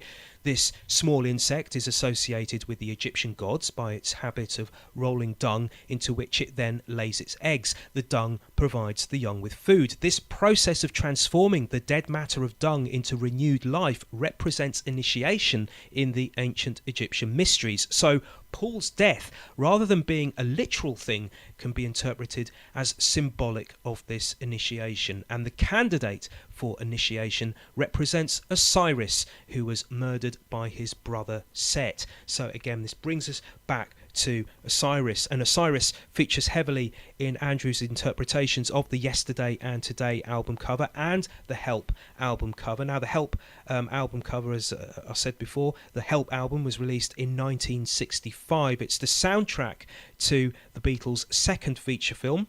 Their first feature film came out in 1964. That was A Hard Day's Night, and 1965 you have Help. Now, if you look at the album cover of Help, this was designed by Robert Freeman. It was photographed and designed by Robert Freeman, and he also designed and photographed the previous album, A Hard Day's Night. Now, according to the official story, the hand signals that the Beatles are displaying on the front cover of the Help album is semaphore. Okay. Now, that's a little bit weird for me in a number of respects. For example, if you've ever watched the film Help, there isn't any reference in the film at all to semaphore. So yeah, if there's no reference in the film to semaphore, why is it on the album cover? Now, you would have thought, wouldn't you, that seeing as the Beatles are standing there spelling out letters, semaphore, on the album cover of Help, you would have thought that the words that they're spelling out, those four letters that they're spelling out there, is help. Well, it's not. The letters that they're spelling out are NUJV, which isn't even a word, let alone anything else. Now, according to Robert Freeman, this is what he said with regards to all this, and I quote, "I had the idea of semaphore spelling out the letters help, but when we came to do the shot, the arrangement of the arms with those letters didn't look good, so we decided to improvise and ended up with the best graphic positioning of the arms." Well, if you want to believe that or not, that is completely up to you, of course. But with regards to this spelling on the front cover of Help, as Andrew explained to Ed Opperman, and as you're about to hear, it would appear, and as you may indeed know, that these letters that the Beatles are spelling out on the front cover of Help are superimposed from a book from Crowley. Now, this particular book by Crowley is called Liber Ovel Manus Sagittarius Sub Figura 6. Now, in the book, it contains images of hooded figures in Tau robes posing in various positions. Each of these positions convey a different meaning, all of which relate to Egyptian mysticism. And suddenly you see that, well, these actually correspond to the images on Help. So that was, for me, it was really mind-blowing because, that was like an example. I don't know. I mean, maybe it's a coincidence, but that's just the start of it. You know what I'm saying? Osiris rising. He is the god of the dead in Egyptian mythology. And really, it's the key to much of Crowley's work. He has books like the Book of Thoth and stuff. It's all based, he penned a lot of, groundbreaking stuff as far as he's concerned in Egypt, and a lot of it relates to that. In the Egyptian mystery schools, when they were like initiating these into their theology in the pyramids, let's say, they would sometimes be referred to as scarabs, as in beetles. In other words, they were the Beatles as they were being initiated. So I just thought that was a curious connection there. Kepra, again, is the beetle-headed god. He is the king of the insect world. The scarab beetle holds the key to the Paul is dead mystery. Now, Osiris's consort, which is Isis in this theology, then reassembles his body, gives birth to the resurrected god Horus, and then that completes the cycle of death and rebirth. So that's, and then that opens the door. And then with this knowledge, I started looking again at the Beatles clues, the Beatles albums and their songs, and I had a renewed sort of view of it that overlaid the Paul is Dead clues and added more. I'll just reference a few of those at this time. So we're looking at the earlier Beatles albums, and we mentioned Help, which is in '65, and then later that year, within a year, they put out Yesterday and Today, which is an American Capitol release, and that came out Revolve, and this came out before the alleged death of Paul McCartney. Now, the interesting thing about Yesterday and Today is that it actually has two covers, and the one we see now that you can buy in the store, but the first cover was notoriously referred to as the Butcher cover. But then they recalled it all, and believe it or not, they bought them all back and buried them in the ground. So because they thought it was offensive. But most of Beatles aficionados, you're familiar with this image. They're all sitting there in a studio, but they all have like these hacked up body meat parts and doll parts, and they're dressed in butchers' uniforms, and there's blood and guts everywhere. The second one that was put out is more tame. It's like, well-dressed, well-mannered Beatles. They're all sitting posed, except that Paul is in a trunk at the foot. When I looked into this sort of Egyptian mystery of Osiris, I realized that, hey, there's a strange coincidence here. What happens in this cycle, this whole this cycle of this god, let's say, dynamic, is that Osiris is killed, as I mentioned, by his brother Set. What happens is that, Set is jealous or whatever. He's motivated to kill Osiris. So at this party, Set builds this box, it actually is a tomb, and he invites everybody to sit in it, all the other gods. When Osiris sits in this trunk, literally, he slams the door shut, throws the tomb into the river. So understanding that, and I'm looking, well, hey, Paul is dead. That's the symbol. This one of these, images for yesterday and today, which came just prior. It came out in June, and he's supposed to have died in September of '66. Came out in June. Here he is in a trunk. Okay, it corresponds in a way with that killing of Osiris by Set. Now, Osiris is floating in a trunk in the river, and he it lands on the bank, and it gets stuck on a tree. This tree sort of grows over it, and then a local king admires it, cuts it down, puts it in as a column in his palace.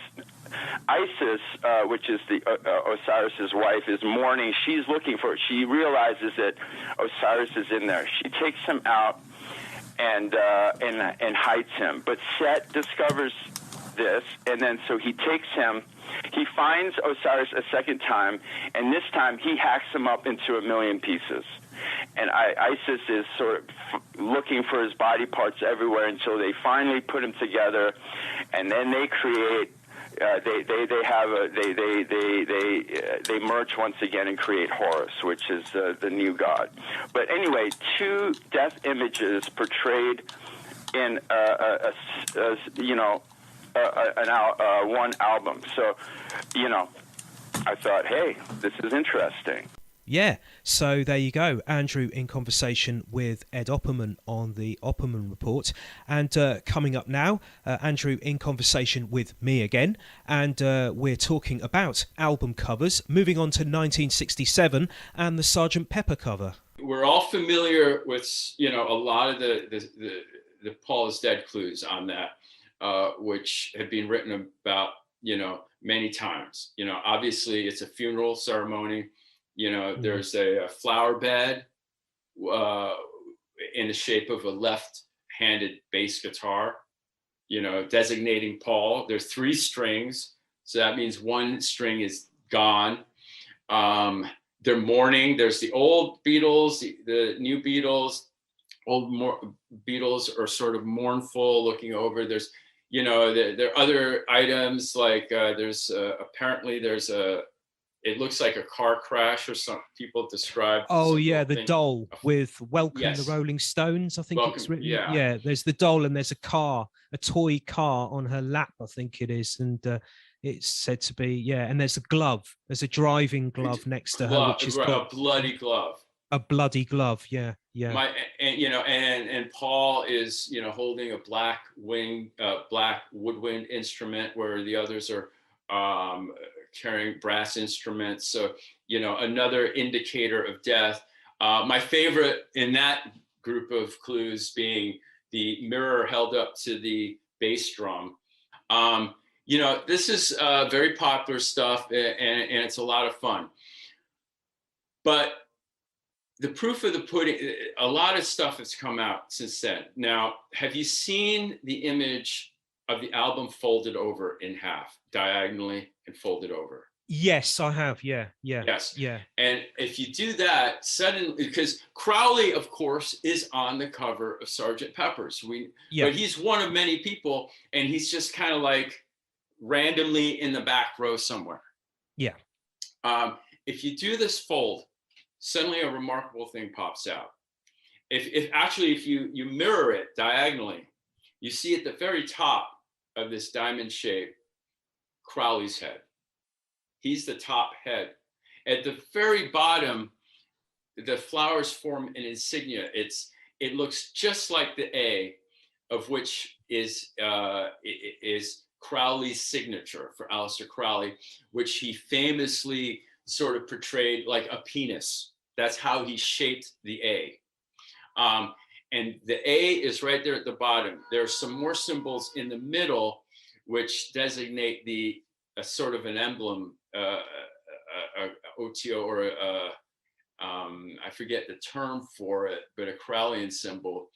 And then also significantly, the palm tree that was on the side, one side, is now borders both sides of this image. And that also has a strong Egyptian symbology. Specifically speaking, it would, in masonry, that would be indicated by the two arches, the Boaz, Jachin sort of pillars. Yeah. And that's a remarkable image right there. Yeah. And the way to put that together, it, you know, is a level of genius, maybe. But one thing I mentioned on with Richard Surratt on Coast to Coast was a revelation that came out more recently, because production photos of the creation of the album had been released more recently, like in the past 10 years. And we all know that it was, they were made from, you know, cardboard cutouts, you know, all these Enlarged. Yeah. They were photographs. Yeah. That were enlarged. Yeah. Yeah. Life the size. Body size. Yeah. Life size. Life Yeah. size cutouts. And now, so the cool thing is that in these pictures, it is revealed that some of them were obscured. Some of these life-size cutouts were obscured because they were behind another cutout, or they were behind a band member. Now, behind George Harrison is a photo, is one of these cardboard cutouts of a person that doesn't appear on the cover. Only a little fragment of his back can be seen from behind the left side of Harrison's head.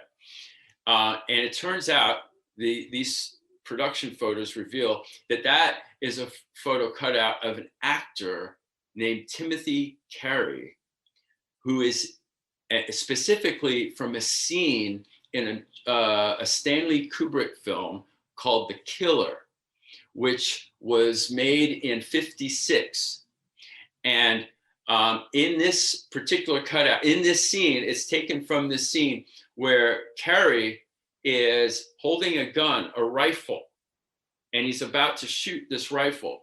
And the scene as it plays out in the film is that he's a hired hitman, hired by there's a group of gangsters, and they have this basically this heist plan to basically rob it's a racetrack of its earnings, right?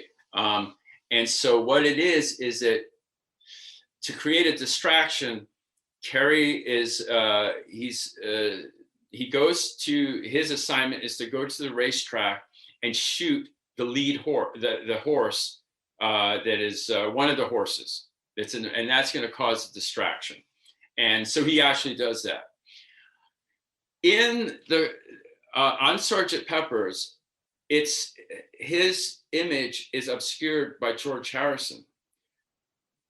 The gun is it extends all the way over to behind Paul McCartney, and if you look at, you gauge it, it is directly the barrel of the gun is standing in front of that is Paul McCartney himself, the real life Paul McCartney, you know, as he's posing for that album cover. Right behind him, obscured to the, you know, to the viewer of the album, is this, you know, barrel of this gun. And, you know, that was no one knew about that for maybe 50 years. If you look at the symbolism, of course, that plays into Paul is Dead, you know. Yeah. And if you look at the Kubrick symbol, like why? I mean, it could be anybody. It could be, if they want to do that, they could take an image of anyone, like picture of Rambo or someone shooting someone if Rambo was around back in the 60s, right? Or Lancaster, like Clint Eastwood or someone, or Lancaster. But I mean, just regarding that, look there, it's like, okay, the symbolism has something to do with the fact that the killer is taking out the lead horse in the race. You know, Paul McCartney is a, you know, he can be equated to that, a very profitable lead racehorse. You know, what I mean, there's a lot of symbolism related to that. Now, that right there, I consider that the smoking gun as far as Yeah, the I mean, PID just thing. to add in here, I mean, we know that John Lennon has always been regarded as the leader of the Beatles because he was the one that put them together, and he was the one that the rest of the band members would look to when the decision had to be made. He was the de facto, unspoken of leader. But in terms, McCartney was very much a creative force, so you could say he was a front runner because he was the one, as most of the Beatles, I think, if not all of them, have since said after the split, that when it came to recording an album or getting together to record new material, it was always McCartney that got them together to do it. He would be the one bringing them all up, getting them off their vacations or lying on a beach somewhere and saying to them, hey, look, guys, it's time to get back together and do some more music. He was like the force, if you like. And he was always the one that was coming up with stuff and being productive in the studio with George Martin, their producer. And so in that, I can see what you mean, lead horse in that respect. In that respect alone, he's very much that, isn't he? You know, and he was the most commercial one of the Beatles as well. He was the one whose songs were played more in supermarkets and like Yesterday and all of that kind of thing. He was kind of like, whereas Lennon was a little bit more left field with his songwriting. McCartney was very much more commercial than. But yeah, anyway, yeah. Yeah, well, I think that the Lennon as the leader is a very interesting concept, and it plays into their whole Egyptian mythology. And I think that they play up on it. And there's no doubt he is a leader in many senses. Yeah. But Paul is also a leader. However, you know. So the gun by taking out the lead horse is taking out Paul in the film. Right, exactly. Yeah. Now, here's the thing. I mean, that's just as far as the film is concerned. But yeah. The guy that plays the film, Timothy Carey, this guy is a whole nother, it's a whole nother world with this guy. I mean, once I started getting into this Timothy Carey guy, it opened up another world. I mean, it blew my mind. This guy is, he's a phenomenon. But to begin, well, we know he's in The Killing. And then Kubrick used Carey in his following film, Paths of Glory, which came out in 1957. Now, Carey is such an eccentric that they're trying to do this scene. It wasn't like he was the star. He was doing a cameo scene for a specific sort of like thing. And he had to play one of these soldiers to be executed. And they were having their last meal, and they're having a duck meal. That was the scenario. But Carey was so hard to work with. He was such a wild man that apparently it took Stanley Kubrick 57 shots to do it. And then he gave up. He eventually got someone else to play the Carey part for that scene. He used some of the other scenes with Carey in it, but that whole scene was played out with someone with his back to the camera. So this Carey guy is really strange. Now, he, first of all, he's, as far as in real life, he's the nephew, it turns out, of these two guys. He has two uncles that worked for Al Capone, right? He was born in Bay Ridge, Brooklyn, and I guess he is of Irish descent. But he made this, and he appears in a lot of other films as well. But he had this vision for a film. He went ahead and he produced the film, he wrote the film, he directed the film, and he was the leading actor in the film. in a film that came out in 62 called World's Greatest Sinner. And I got a hold of this film and I watched it. It's an underground classic. It was like, I think it played in LA for like, to a limited sort of view, like a couple of theaters for a couple of months, and then it was off. They never replayed it. Nobody saw it again for like another 40 years. It was replayed on TCM, Turner, I think one of these Turner stations, like in the 2000s, and it was introduced by his son. This film is sheer underground, like madness. But the basic concept of the film is that this guy, Timothy Curry, plays this guy. He's like an insurance salesman, and he's fed up with his job, right? And he has this calling. He's speaking, it's hosted, I mean, it's narrated by a snake, right? Obviously referencing, you know, the snake in the Garden of Eden. This snake says, go out there, start a rock band, you know, live your life, whatever. This guy goes ahead and he creates an entire, he gets a rock band, he learns to play guitar, and he does this wild, ecstatic kind of rock stuff. To like, and his audiences are like screaming teenage girls. This is in 62. And they love him, and he's writhing on the stage, and he's not a good looking guy. He's overweight. And in the film, he looks just like Marilyn Manson and a little like Frank Zappa with the goatee. Turns out that Frank Zappa wrote the soundtrack for this. This is back in 62. So there's some serious lineage there. And 62 is also the year that the Beatles got their first record contract and released their first record. Interesting. He's told to smash his guitar. This is before the Who and Pete, you know, and Pete Townsend did their thing. He's doing a lot of stuff, and he's preaching. He's creating his own religion. He has actually a name for the religion, and it's something like the Party of the Eternal Man, or something to that effect. And he's saying every person is a god, and we will live forever. We're immortal. So here's the interesting thing. Well, there are quite a few interesting aspects.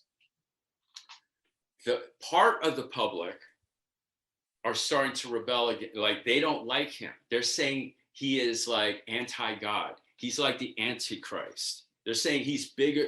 You know, it references what John Lennon said when he said, oh, you know, we're bigger than Jesus, and the controversy that happened there. The film goes on, like, the next part is like someone comes along and says, you know, you could go even further than this rock stuff. You know, go into politics. He runs for president. And it's an incredible thing that and then it goes from like a Beatles, what I felt a lot of Beatles rock references, predating, by the way, all the wildness of the later 60s. Because up till then, you know, rock wasn't, this guy's, you should, if you get a chance, listen to some of the stuff from this album. It's great. This Carey guy is a real, he's a handful. Check that out. There's other links. There's another link that I noticed regarding Kubrick and possible PID, Paul is Dead. And incidentally, by the way, regarding Timothy Carey, what you just mentioned about that movie. Wow. Yeah. I don't know if you've noticed this in the film The Shining by Kubrick, directed by Kubrick and starring Jack Nicholson, of course, as Jack Torrance, and his wife is Wendy Torrance in the film. Now, the film was released in 1980, if I'm not mistaken. 1980. Now, that's the year that John Lennon was shot dead.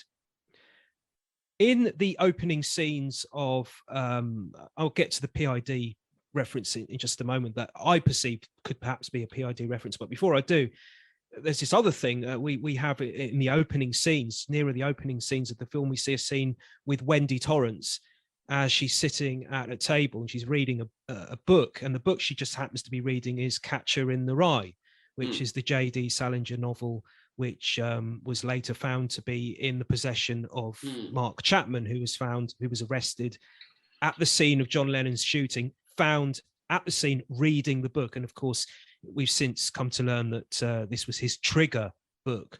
So this kind of like goes into the realms of, possible mind control, MK Ultra, elements of that with regards to John Lennon's killing.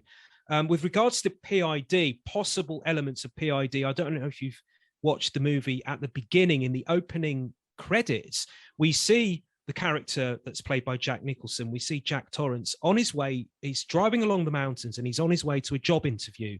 And this is where he eventually gets the job to be caretaker of this Overlook Hotel, which is where most of the action then occurs in the most of the film.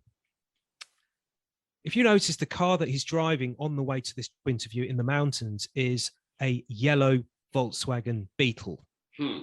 Right, so we've got beetle. So again, we have this beetle as in the insect, okay, perhaps connotation. But then if you think of the Volkswagen Beetle, we also see it on the cover of Abbey Road.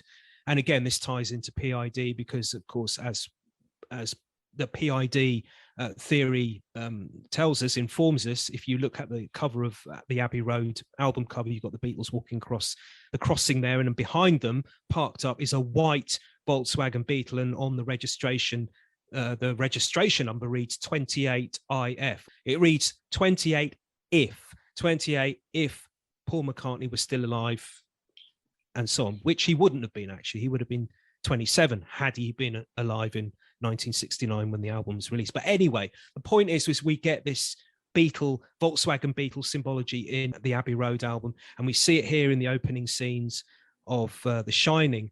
Much later on in the movie, towards nearer the end of the film, there's a snowstorm that occurs where the hotel where Jack Nicholson's character is working and where he's living with his wife Wendy and their child, the young son.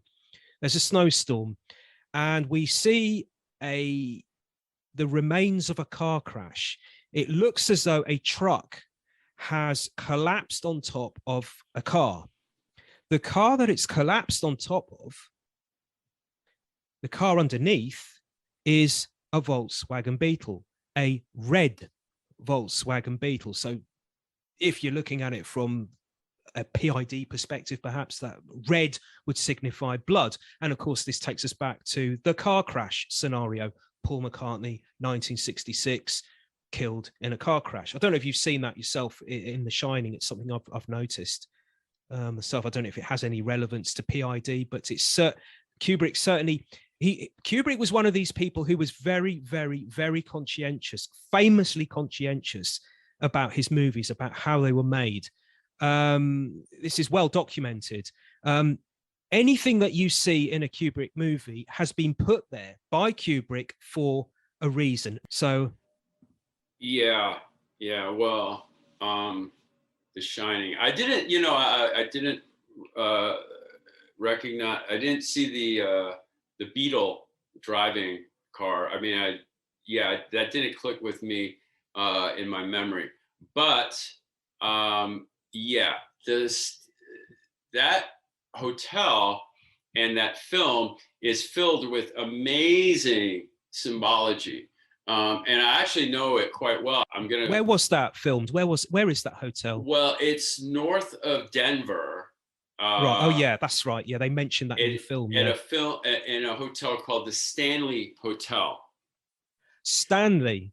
Right. Well, yeah. Stanley was the maiden name of John Lennon's mother, Julia. Okay. That's Julia Stanley. Interesting. So I'll just throw that in anyway. Yeah.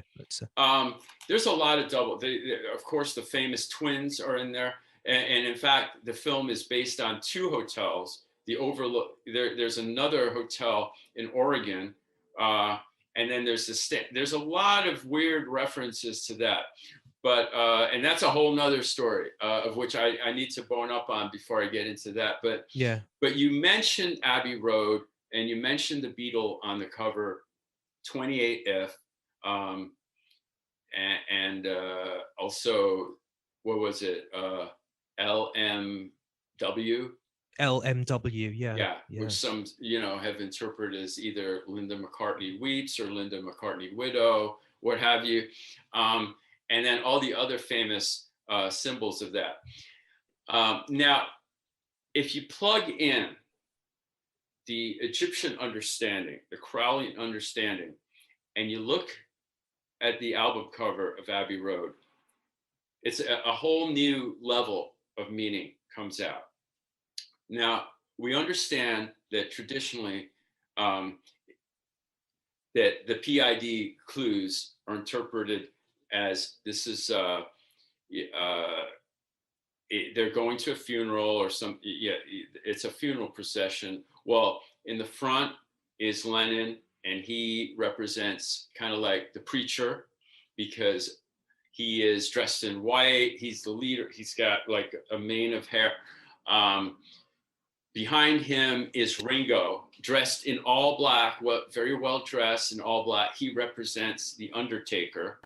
The third person is looked at as, that's Paul McCartney, and he's viewed as the dead person, and because, as they say, he's out of step, he's barefoot, he's carrying a cigarette, referencing a cancer stick, the death stick. And curiously enough, he's holding it in his right hand. So he's meant to be left-handed, of course. And right. Yeah. And then the fourth, real, well, the person there then is his replacement, the double. Yeah. So, and then the fourth person is George Harrison, dressed in denim, and he's supposed to be the grave digger. Okay. Now, look, if you look at this in terms of Egyptian mythology, and then specifically the Osiris view, and its implications of an initiation, because I think that's what really is going on here, and it shows that he didn't die per se, but he died a spiritual death, and I think that's the meaning behind a Crowleyan or any kind of initiation rite. So you're evolving. It's a death to the lower self, and all the symbology related to that. If you look at the album cover, this is what I see. You look at it in terms of the sun god, the Ra and the Osiris cycle. At the top is Ra, which is the sun god, and then comes the deity Set. Okay, and then Set is he's viewed as the murderer of Osiris, his brother. Okay, and then the fourth deity in the major Egyptian theology is Horus. Okay, and he's sort of like he's the emerging, he's the young, he comes out of a union between Osiris and Isis. Now, what you really have here is, and mind you, when Crowley, when he spoke and he wrote the Book of Law and all that, he exclaimed that this is the age of Horus, the Aeon of Horus. Okay, so this is a big part of Crowleyan view, but he's using Egyptian references, right? Now, if you look at it from an astrotheological viewpoint, and these deities, what are they representing? The sun.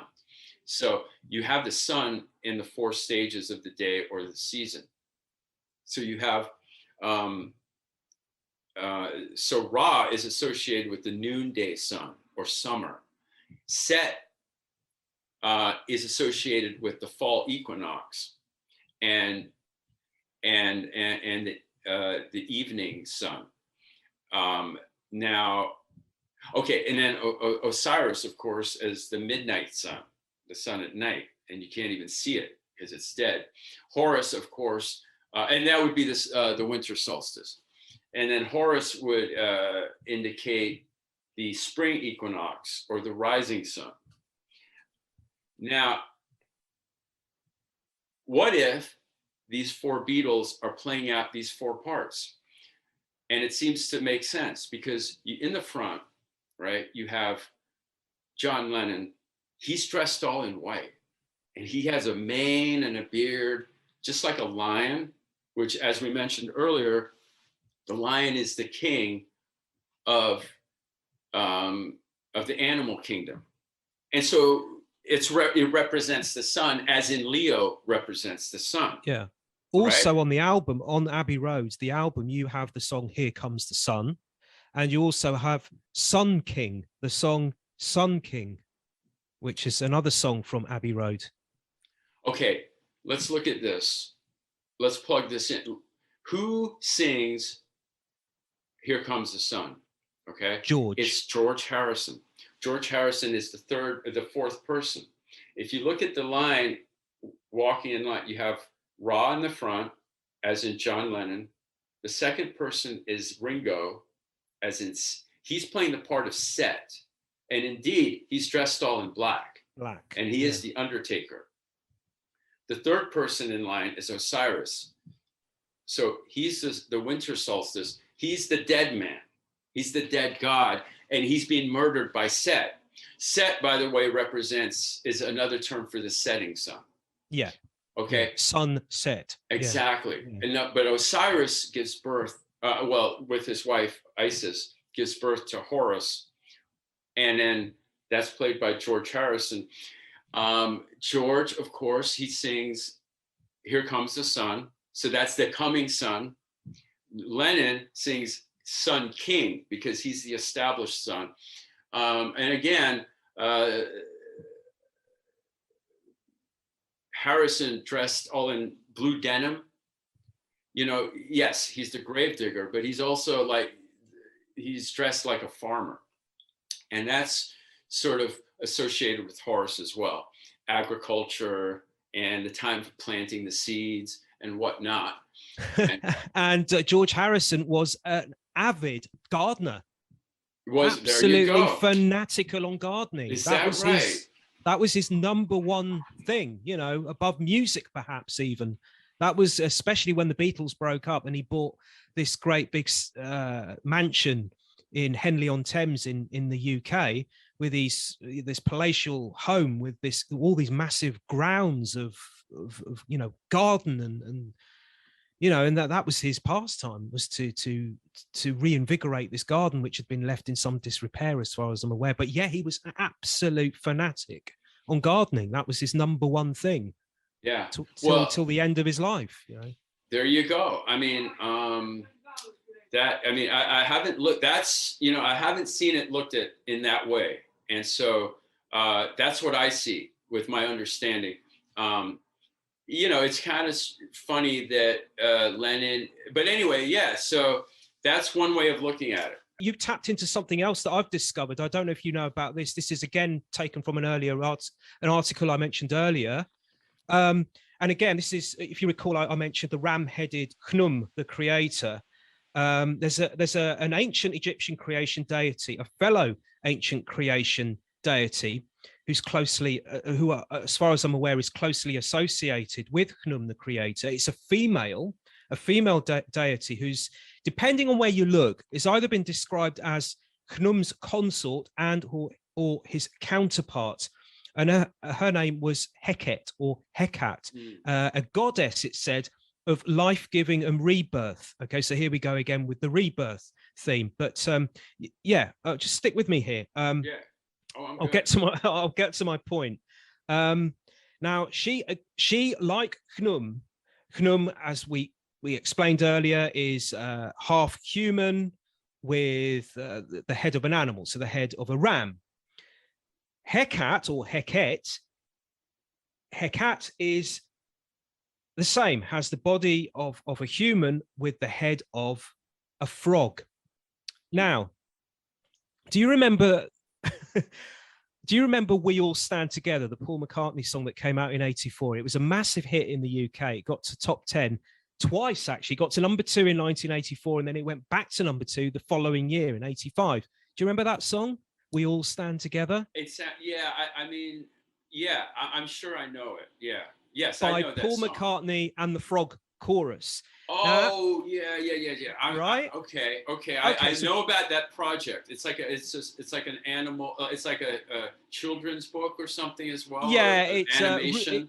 yeah, Sure, it's I'm familiar with that. Yeah. it was a 12-minute animation that Right. Paul McCartney put together in the 80s. He bought the rights basically to an old comic strip story, a children's comic strip story by a character called Rupert the Bear, which was this bear that acted like a human, dressed in clothes. It had lived in a little house with mummy and daddy, and and he had a group of friends. I think one of them was a badger, I think, off the top of my Mhm. head. Another one was an elephant. But it was like a kid's tale, a children's tale. And Paul McCartney had bought the rights to that. And I do actually remember Rupert the Bear as a child watching it on TV. They did like an animated kind of show for kids' TV. So yeah, he bought the rights to it. And what he did was he put together a 12-minute short, an animated film Yeah. starring Rupert the Bear and a load of frogs. Now, the thing is, at the time, I mean, you know, since the Beatles are broken up, Paul McCartney has got a lot of derision for his music. He's been accused of being bland, not as vital in his sound as he was in the Beatles. Middle of the road. And you can kind of see where people are going with that. I mean, he did actually record "Mary Had a Little Lamb," the nursery rhyme. He recorded it with Wings back in the early '70s. So he does tend to go into these directions at times, but for all the derision that he's had since the Beatles have broken up for his middle of the road directions that he's taken, I would suggest that he never got as much derision, and still to this day has not had as much derision as he got in 1984 when he released this frog song. Paul McCartney and the Frog Chorus, "We All Stand Together," which is basically a kid's song. It's a song of Paul McCartney singing along with the voices of what are meant to be frogs as the chorus. It's a kid's song, but he's had so much derision for this song, and people have, you know, people have, said, why, man? What possessed McCartney to go ahead and make this silly song? Well, you could say, well, of course, the reason they put together this silly song was because it was the soundtrack to this kid's short, this animated short, this 12-minute short they put together. It's the theme song for it. But what I find quite strange is if you actually watch this 12-minute short, which ends with this song, "We All Stand Together," as kind of like the parading piece of the entire film. If you watch this 12-minute short, you'll notice that in the film, Rupert the Bear, if you watch Rupert the Bear, if you've read any of the comic strips or seen the TV shows that, as I say, were back in I remember watching back in the day, they're mostly centered around Rupert and this group of friends of his that I mentioned, the little the badger, the elephant, and I think there was a mouse as well. It's adventures based around Rupert and his friends. So his friends are always around. In this particular 12-minute short, and you would have thought that they would have been around in this, seeing as this 12-minute short was released as a theatrical release. I think this is the first ever time that Rupert the Bear was ever released theatrically. But would you believe it? In this theatrical release, these regular figures that feature in Rupert's stories are only in the animated film for about, I don't know, about a minute, maybe even less than a minute. And that's it. And they're not in the rest of the film. The rest of the film, the rest of the animated short is taken up with Rupert and frogs. And what happens is Rupert is going along his daily business and he comes across this secret world inhabited by all these frogs. And the point that he gets involved, the point that he stumbles into this secret world is at the point where these frogs are getting ready for some kind of spectacle, an extravaganza, if you will, which culminates in the song "We All Stand Together" being played out. And at the end of the song, as it ends, the frogs are looking towards a pond or a river, not quite sure what it is, but some water.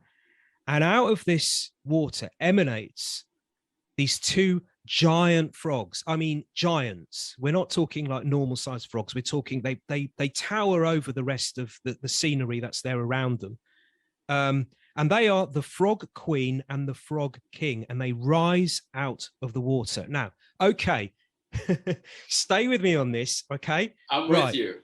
Okay, Heket or Hekat, okay, is symbolically connected to the River Nile, as is Khnum, okay? And Khnum is also, it's been dubbed the king of frogs. So this ram-headed deity is also been dubbed the king of frogs. I've got a quote here, which I featured in this article of mine on the occult Beatles that I mentioned earlier. And I featured this information about the frogs and everything.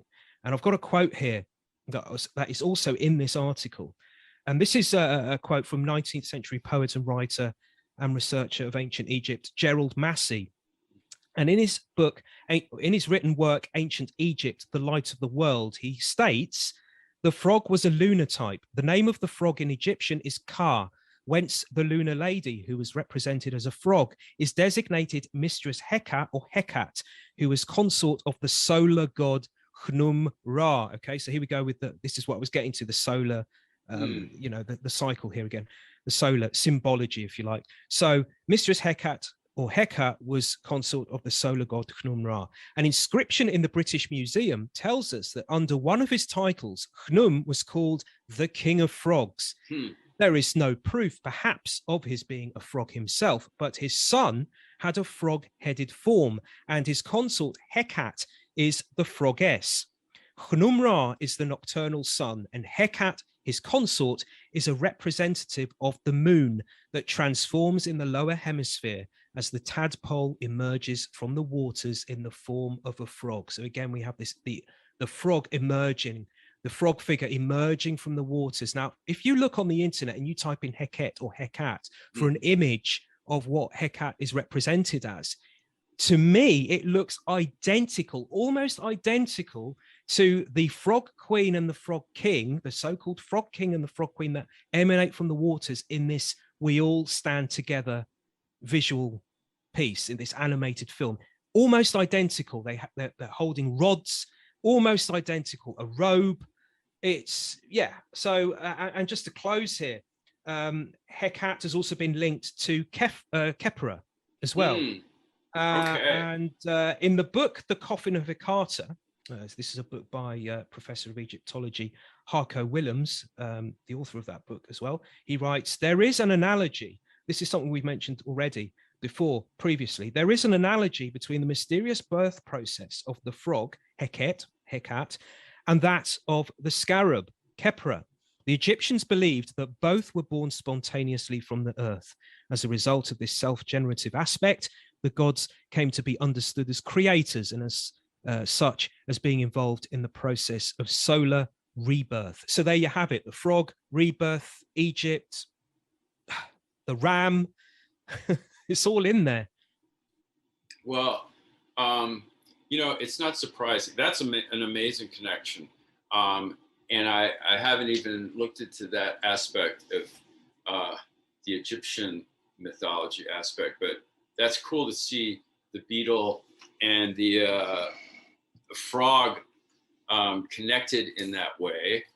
I was so just for thinking, all these, yeah, I was going to say, for all these people over the decades that have laughed at McCartney for making this song, this childish song, and wondering what on earth is he, what is he thinking, man? Maybe that's what he was thinking. well, you know, I think this is what they're thinking all along. I was reading one of your articles the other day on Abbey Road, and it was a fascinating sort of deep dive into Abbey Road and John Woods and the history of the area of which the album cover was, the picture was taken. And of course, the EMI studio, Abbey Roads, is located right there. And the fact that, you know, a lot of like these spiritual gurus of note from the past lived within walking distance, specifically speaking, the Helena Blavatsky lady, you know, and that she lived nearby. She Um, died there, as far as I'm aware. She saw out her last days in St John's Wood, the district of London where Abbey Road is situated, just that's streets away. that's fascinating. I mean, they grew up with this sort of milieu, um, but then also you went on to uh, research and note that her followers, specifically like Annie Besant, Annie Besant, yeah. right, and Alice Bailey and her husband, and how they went ahead. They went on to espouse, and really the Blavatsky herself. Their mission was to sort of spread this sort of Far Eastern or Near Eastern, if you will, these forms of theology, which Indian mysticism, Indian like. mysticism, things of that nature, and that this sort of permeated into. I mean, you make some amazing connections with like the UN and things of that nature, but certainly this was part of the zeitgeist, if you will, of like the 60s, and how they were spreading this whole thing. And who was the leader of this? The Beatles. And then it gets back to Abbey Road. It reminds me of like when they were working on Abbey Road and it came time to shoot the cover. And of course, they, as usual, they had some far-flung, ambitious notion. And in this case, the original concept, whether it was by Lennon or whoever, was that they wanted to call it Everest, and they wanted to fly the band to Mount Everest and shoot it as a backdrop. So, but then it got so busy, and then when it came time to, hey, you know, the company said we need a cover for the album. They're like, we don't have time for that. So the story goes is that McCartney or someone was like, well, let's just, you know, walk outside and take a shot, you know, of Abbey, you know, down Abbey Road, because we don't have time to go to Everest.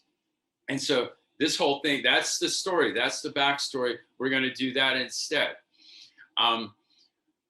But the notion of the original album, the Everest album, is interesting because in Everest, of course, is located, that's where Tibet is located.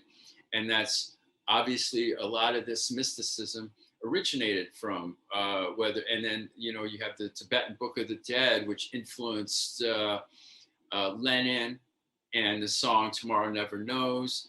And then, of course, Harrison, his music, Within You, Without You, his sitar playing. The Maharishi, but yeah, going back to Blavatsky and those, they talked about, you know, these spiritual gurus that, you know, come from that region. And then going back to Crowley, of course, Crowley was you know, he viewed himself as a mountain climber, and he attempted Everest as well, but he bailed out on that. He didn't make it that far. But the notion of like Everest and Abbey Road, there's a connection there, in the sense that, look, both of these places have a spiritual basis, and the mission of the Beatles, on one deeper level, might be that, as you mentioned in the article, that, hey, we want to spread this mythology, this, you know, these teachings from the Far East, as Blavatsky had done, and her followers. And so there's a link there, which, you know, that I found plausible. It's amazing, isn't it, to think that Helena Blavatsky, the founder of the Theosophical Society, wanted to bring forth to the West, as we call it, Eastern ideas, as you say, Indian mysticism, as we call it. And she was around in much earlier decades. She passed away in decades much, much earlier to when the Beatles first came to the fore publicly. I think it was around I can't remember when she passed away. I think she passed away before Crowley even, of course. Yeah, definitely. Yeah. Definitely. So these were figures that were around in the late 19th into the 19th century into the 20th century. And yeah, that was her mission, was to bring what we now call New Age, I suppose, religions or beliefs or lifestyles into the so-called West. Amazing to think that she saw out the last days of her life living in St. John's Wood, just blocks away from Abbey Road. Abbey Road and where she passed away were in the same area, St. John's Wood. To think that she passed away there, and then many decades later, the Beatles came to Abbey Road and kind of like finished off what she'd begun, brought these beliefs that she wanted, brought these lifestyles to the West in a massive way, because it was the Beatles that, whatever anyone says, it was the Beatles that, with their popularity, that helped to bring these kind of lifestyles and beliefs to the West, you know, through the Maharishi and mysticism and meditation, and which before the Beatles was something that was certainly not a mainstream thing. With regards to Kubrick, there's another thing I noticed which is in The Shining, you don't see it for very long. Again, you have to be a little bit eagle-eyed, I suppose, not completely eagle-eyed, but a little bit. You have to be watching the film. You can't be having the film on your screen and you sitting there sort of looking around the room. You have to be focused. There's a very short scene where we see the twin girls. Now we know twins has a heavy allusion, a heavy link towards MK Ultra, mind control. We have twinning with regards to that, the use of twins. If you look on the wall, there's a scene where the twin girls are standing up, and right next to them, or behind them on the wall, there's a poster advertising some kind of enterprise, some kind of business, and it says on it Monarch. So that instantly, for me, when I saw that, I thought twins, mind control, MK Ultra, and then we've got Monarch mind control, which was part of the MK Ultra program. We had this subdivision of it, or this part of it that was called Monarch mind control. So again, that's just something that I noticed while I was watching it. Again, you know, why, you know, as we've said, you know, Kubrick didn't put these things in his films for no reason. They weren't haphazard. They certainly weren't random. But yeah, that got me thinking as to what was going on there, perhaps. And I didn't think of it before, but yeah, wow, yeah, of course. You were saying earlier about Paul is dead, and you could also look at those twins as being doubles. So of course we have the PID element coming in there as well. Back to Magical Mystery Tour as well. I know there's a part of Magical Mystery Tour where we see Paul McCartney dressed as a military man, and he's sitting behind a desk, and in front of him there's a sign that says "I was." Part of the sign reads "I was." Some people within the PID community have said that this is basically a clue, suggesting that Paul McCartney is sitting behind this sign because he's saying "I was Paul McCartney, but I am no longer Paul McCartney," because this is post 1966. This is 1967. This that you're looking at now, sitting behind this desk, is actually his replacement. I was Paul McCartney, as in the real Paul McCartney. But of course, as you probably know yourself, others have looked at I was and have connected it to I was, or IWAS, AIWASS, IWAS, or I was, however you want to pronounce it, which was this. Crowley described it as this outer being, didn't he? That not possessed him, but came into his body, manifested inside of him, in order that he could write his infamous work, or his famous work, his written work, the Book of the Law. He claims that Iwas was this being that came inside of him and effectively made him write this book. Other critics or other commentators have suggested that perhaps this was Crowley's subconscious, and that Iwas was actually his subconscious. But yeah, whatever. IWAS. That's how some people have perceived that sign that McCartney is sitting behind to be. It's actually not I was, as in I was Paul McCartney and now I'm a replacement, but IWAS, as in this outer being. To quote Crowley here, with regards to IWAS, call him a devil or a god or even an elemental, as you will. That's how he describes him. He is also been described as the first letter of the alphabet, whose number is 1, and his card in the tarot is the Fool. The Fool on the hill. I don't know. I just throw that out there for you, but yeah. That's a fascinating connection.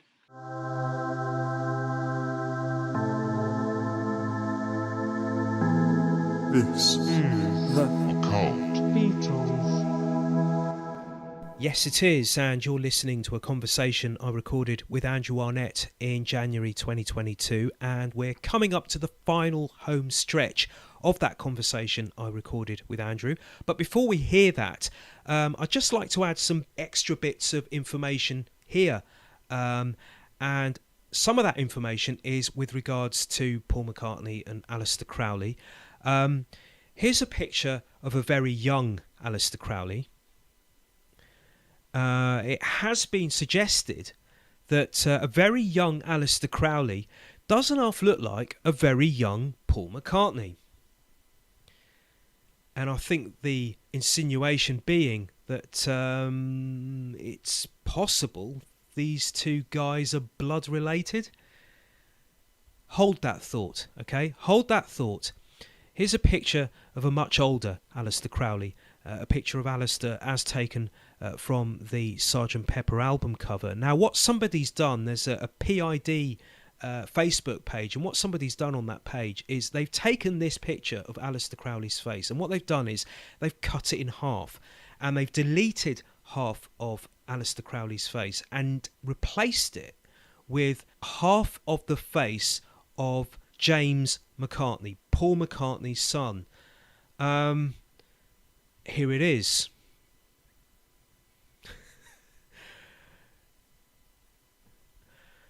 Okay, with regards to Paul McCartney and Aleister Crowley, you may be aware of this actually. Back in the 2000s, whilst Paul McCartney was touring the world with his live concert tour, he had on stage with him a projector screen which was behind him on stage, and it transmitted flashing images to the audience, if I'm not mistaken. And one of the flashing images that was being transmitted to the audience was of Aleister Crowley, of that picture from the Sgt. Pepper album cover. Okay, before I hand you over to Andrew, just a few bits of additional information, and this is with regards to the beetle, as in the insect the beetle. If you recall earlier, Andrew and I touched very briefly on the diary entry that apparently came from McCartney from 1961, in which we see in McCartney's diary apparently him scribbling around with what looks like ideas for an early Beatles logo, and we see him scribbling around there with the letter B featuring antennae, insect antennae sticking out of the letter B. And also we discussed the very early Beatles logo that appeared on their drum skin back in the early 60s, in early 1963. And that was designed by Tex O'Hara. Okay, here's a passage from the book Maximum Volume, The Life of Beatles producer George Martin. It's a 2-volume book, and from volume 1, there's a piece in there where they're discussing the release of and the making of the Beatles' first album from 1963, Please Please Me. Now, before it was given that title, there were some discussions about the title and what to call it, and there was also discussions and ideas being thrown around about possible covers, ideas for the front cover. And from the book, it states that McCartney suggested for the title of the album Off the Beatle Track, also providing a rudimentary cover design that featured the 4 Beatles along with 2 insect antennae poking out from the B in Beatles. In an effort to bring McCartney's idea to fruition, George Martin came up with a clever cover idea of his own. As a fellow of the Zoological Society of London, he had made regular trips to the zoo. Rather stupidly, George later recalled, I thought it would be great to have the Beatles photographed outside the insect house, but the zoo people were very stuffy indeed, so the idea fell down. And let's fast forward a few decades to an album that Andrew and I also mentioned, Paul McCartney's Egypt Station album. And just a few days before the release of the Egypt Station album, ahead of its release, in a bid to promote the album, on McCartney's Twitter page, a series of symbols were being posted daily, 16 in total, to be exact, one for each track on this album. And here's a few of those images. This is the image for the track Caesar Rock. This is for Station 2. And finally, for the track Confidant, what do we have here? It's a Beatle, of course, along with the pyramid. What's most striking, of course, is that it's making reference specifically to the scarab, not merely as an insect, but as the ancients regarded it, the sun god. Don't you think? Now, I might be wrong about this, but I'm under the assumption that if one is knighted by the Queen of England, what happens is you're given a coat of arms. Paul McCartney and Beatles producer George Martin were both knighted in the late 1990s. And here's George Martin's coat of arms as awarded to him in 2004. And if you take a look there, you have 3 Beatles on there. 3 Beatles as in the insect, the Beatles. Now, there are some within the PID community who've looked at this and assuming of course that the reason that George Martin has put those Beatles on there is because it's some kind of reference to his history with the band the Beatles, his history with having worked with the band the Beatles. Assuming that that is the case, there are those within the PID community who've wondered why it is that instead of putting 4 Beatles on there, on the coat of arms, he's put 3. And it's been suggested that perhaps the reason that George Martin has done that is because what he's doing subliminally is telling us that actually there are only 3 Beatles that he was working with from 1966 onwards, that one of the Beatles, i.e. Paul, was dead. Okay. And you might not recognise this, you might not notice it, but that's Paul McCartney's coat of arms, and apparently that is the insect, the beetle. That represents the insect, the beetle. There's a website called thebeatlesbible.com. It's a good website, actually. It's got some really good information on there, actually. And according to thebeatlesbible.com, the shield that you see there, featuring 2 black curved emblems, is divided in 2, and the resulting 4 shapes resemble Beatles' backs. They symbolise McCartney and his fellow Beatles. And additionally, according to the Heraldry Society, no less, on its website, it describes this coat of arms as the 4 bits of beetle back made by the flaunches, representing the 4 Beatles, as in the band. So there you go. Of his own volition, it appears, McCartney, through the imagery of his coat of arms, has aligned the McCartney family name in a most permanent fashion to the insect, the beetle, and he's also aligned it to the Beatles as in the band.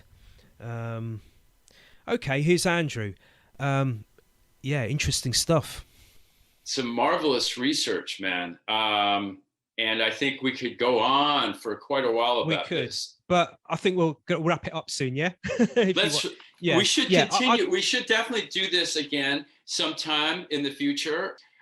I'm just, I thank you again for inviting me on this wonderful show and your work. I'm a big admirer of it. Thank you very much. And I'll close this off just with one quote taken from an interview that Lennon gave in 1980, just shortly before his death. He says, and this is with regards to the Beatles, his career with the Beatles and what the Beatles were about. I'm sure you probably read this quote before. It's featured in the book, David Sheff's book, All We Are Saying. And David Sheff was one of the last, and this is actually taken from David Sheff's interview with Lennon, one of the last interviews for Playboy magazine. And this is what Lennon said. He said, "What's this game of doing things because other people want it? The whole Beatle idea was to do what you want, right? To take your own responsibility. Do what you want and try not to harm other people, right? Do what thou willst, as long as it doesn't hurt somebody." So there you go. What did Crowley say? Do what thou wilt shall be the whole of the law. So straight from the Beatles' mouth, as it were. Well, that's a direct quote. I mean, you can't get more precise than that. Yeah. But well, listen, yeah, thank stuff. you very, very, very much for dedicating so much of your time today. Is there any internet links you'd like to direct us to that people might want to go and take a look at some more of your work or listen to? Yeah, well, I think everything I've got, writing, some links to some film work, and I do play some music as well. And I think you could find it all on Arnett, andrewarnett.me. And but there'll be a lot more things I'm working on in the future, and you'll hear about those things to come as they come along. And that's Arnett with 2 T's on the end as well. Yes, andrewarnett.me, 2 T's, yes. Brilliant. Thank you very much, Andrew. It's been a pleasure, and thanks so much for allowing me to take up so much of your day. My goodness. Well, the pleasure is mine, and hopefully we can do this again sometimes in the near future. Yeah, that would be great. Thanks a lot.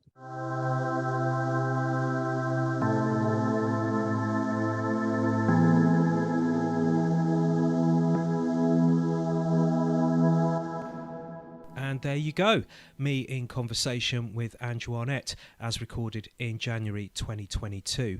Before I shoot off, I'll just plug some of my websites in case you're interested to take a deeper dive into some of my stuff.